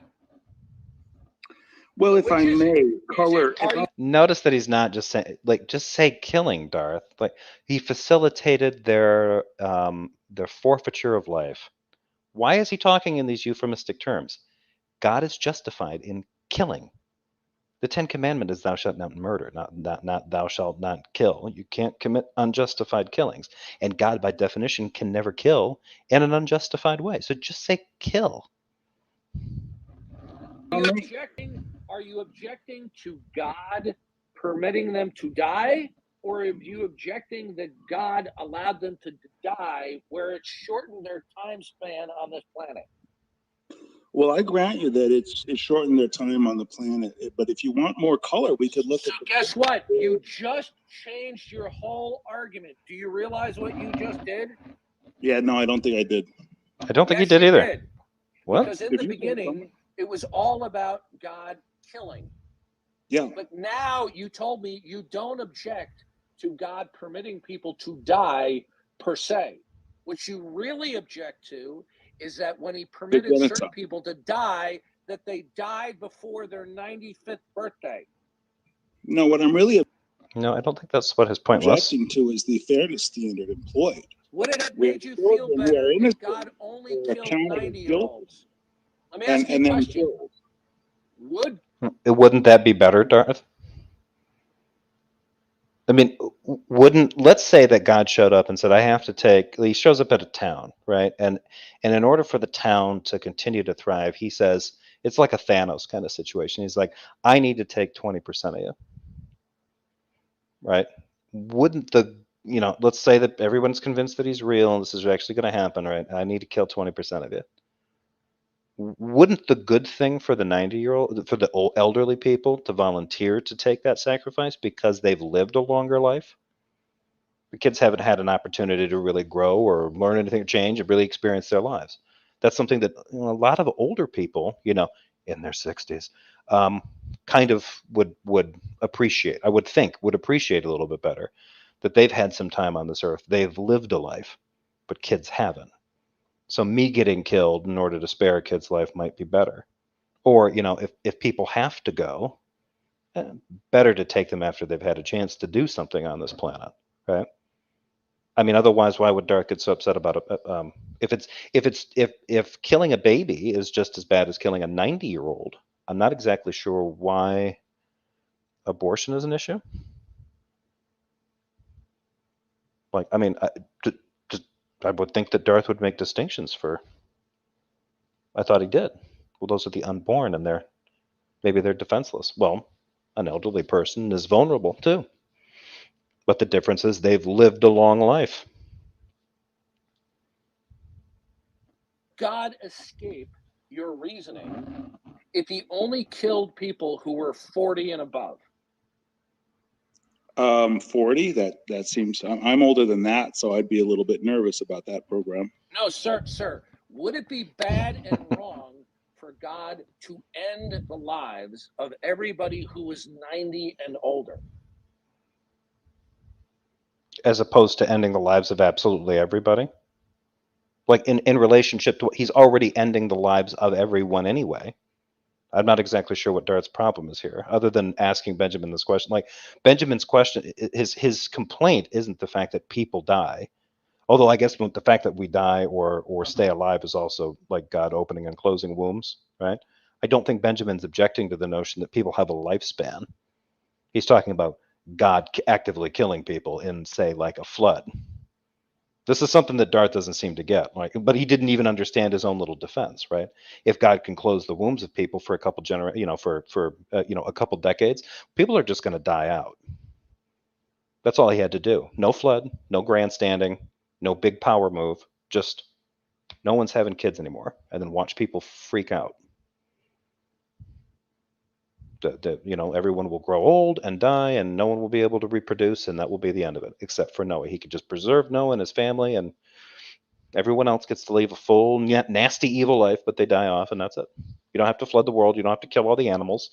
Noah wouldn't have needed that boat. He wouldn't have needed to put animals on that boat. None of that shit would have needed to happen if Darth's plan was actually part of it. Makes no sense. I wouldn't have the same objection for sure. That's what you mean. Okay, now, is God bad or wrong if he only lets people live to their 80? I could tolerate that.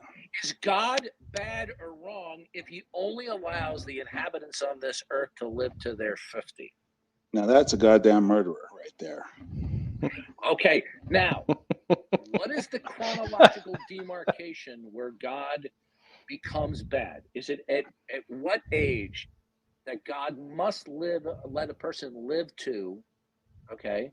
And then once they've reached that particular demarcation, beyond that, God is okay for ending their life. So what is that demarcation, please?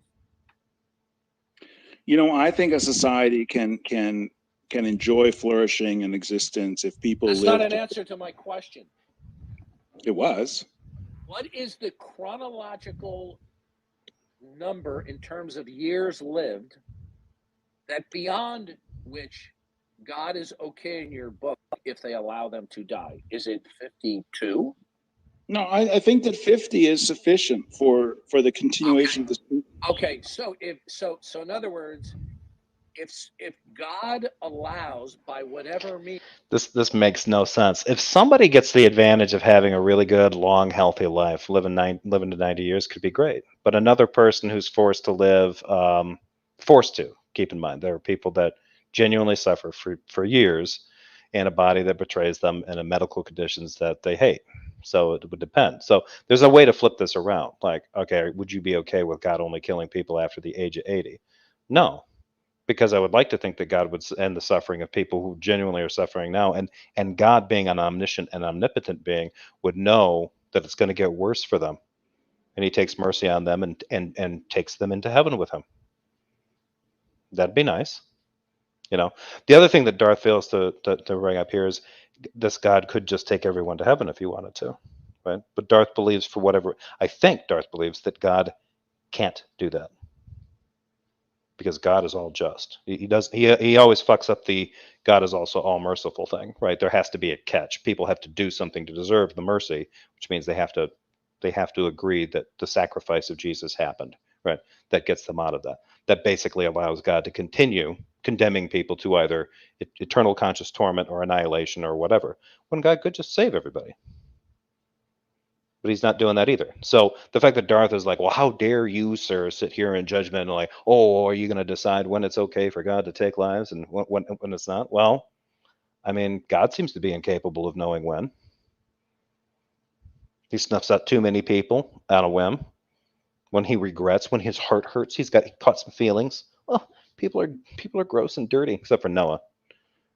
Better snuff them out. We'll start over, I guess. He does the same thing with the Israelites. Israel spend all that time with the Egyptians. They get a little stressed out. They're on the run. They've had to deal with an attack from the Amalekites. What do? They build a golden calf. Let's party. We need to get these sacrifices going. This is part of a normal existence, right? God's like, oh, these stupid fucks. Like, well, what'd you expect? You left them in Egypt? What you think they weren't going to learn any of this stuff? He's terrible. Somebody who is 49 years old and 1 week shy of their 50th birthday, he's bad if he allows them to die, but if he allows them to die 3 weeks later, it's okay. Is that correct? Darth, are you conceding the main point by trying to change the subject? Because if you are, I'm not changing the subject. I am showing the pure arbitrariness of your position. I want to know. You shouldn't kill other people's children. I want to know. You see, when you say children, what you're doing is you're trying to bring in emotion, because everybody has this idea of the cute goo goo gaga baby. I am asking you for a precise, non-arbitrary answer. About the killing of the Amalekites? Okay, all right. Listen to me. I'm going to tell you last time. If you persist in dodging, I will, without further warning, leave the conversation. Okay? I want to know from you precisely, without you being arbitrary, what is the lifespan that God is required to let any human being live to? And if he doesn't allow them to live to a precise age, that he's bad and wrong. What age is that age? Infinite. I'll read it here. SS writes, God forces them out of the garden once they had become as gods, knowing good and evil. Therefore, they were prevented the consumption of the tree of life so that they may live forever, because God didn't want them. God didn't want humans being on par with them, even though that God in particular is actually in a plural form, Elohim. So there were gods. But these humans, well, they got that knowledge up in them. We can't let them get that immortality up in them too. But then later on, God talks about not allowing his spirit to dwell within men forever and makes them mortal, right? For they are mortal, which I think means they can be killed, which sort of gives this weird impression that maybe people can't die of natural causes, right? So then now they'll only live to be 120 years. It's almost as if these stories were written by lots of different people and they weren't all checking each other's sources. So yeah, that would be it. If that was the way God was kind of setting things up, we shouldn't be dying in the first place. And Darth knows this, right? I'm not exactly sure. Now, Benjamin, from a naturalistic perspective, is basically saying, look, I think that the idea of behind this, that your life just gets snuffed out by a God, Benjamin could do a better job, I think, of putting this together. The issue here, really, and I don't know if he would agree with me or not, but if he sees this, hopefully he has some thoughts. The idea isn't so much like that. The issue, like, I don't believe that Benjamin doesn't believe that God permits people to live and causes them to die, right? He believes that there's a religion that causes that people believe in, that they think that that's actually the case, that God is the reason why you live and you die, and and that your soul is actually immortal, and so that when your physical body dies, maybe it doesn't matter all that much, right? Unless you're unborn, then it matters a great deal, but that's a different topic. But that clarification really isn't getting made there. And what Darth's doing is just nonsense. And it's almost done, so I think he's about to rage quit right now. I don't see why this is important, but I gave you 50. Goodbye. Thanks, Darth. Real pleasure. Did you catch that, Tom Rabbit? Hope you upload that to YouTube. Okay. Yeah, that was kind of worth it. Yeah. Goodbye. I like that as he's getting older, those are sounding more, more creepy, more old man screaming at kids from his porch. You took my paper again, Dennis. Yeah. All right. Well, I think some of you in the live chat may have lost track of this because, yep. Welcome, Bond. Good to see you streaming. When did you see me sleeping last time? Maybe. Let's see. From JL, that would pretty much entail God as a giant dick, and given Darth is supposedly his mouthpiece, that's just internal consistency. Yeah, the one bit of internal consistency, right?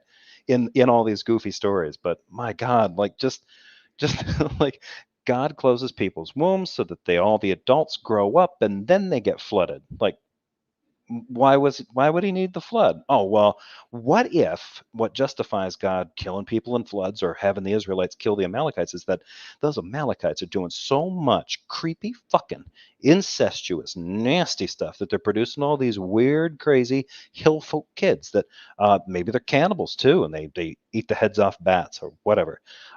Wouldn't God want another group of people to go in and slaughter all those people for being so backward, degenerate, and inbred? Like, again, Darth, what happened to the closed womb part of your story? Kind of left that part out. So,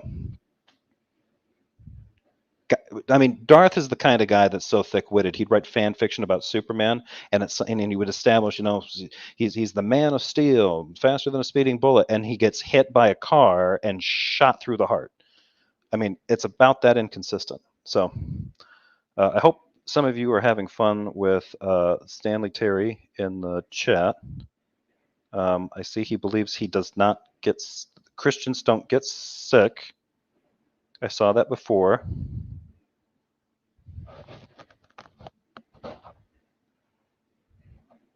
And I think Jay is trying to use logic on him. No. You can't use logic on him. You have to use friendship, Jay. Only friendship will work.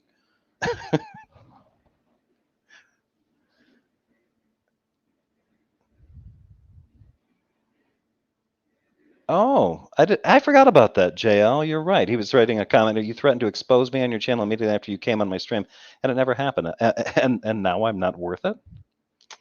I guess Stanley has moved on, JL.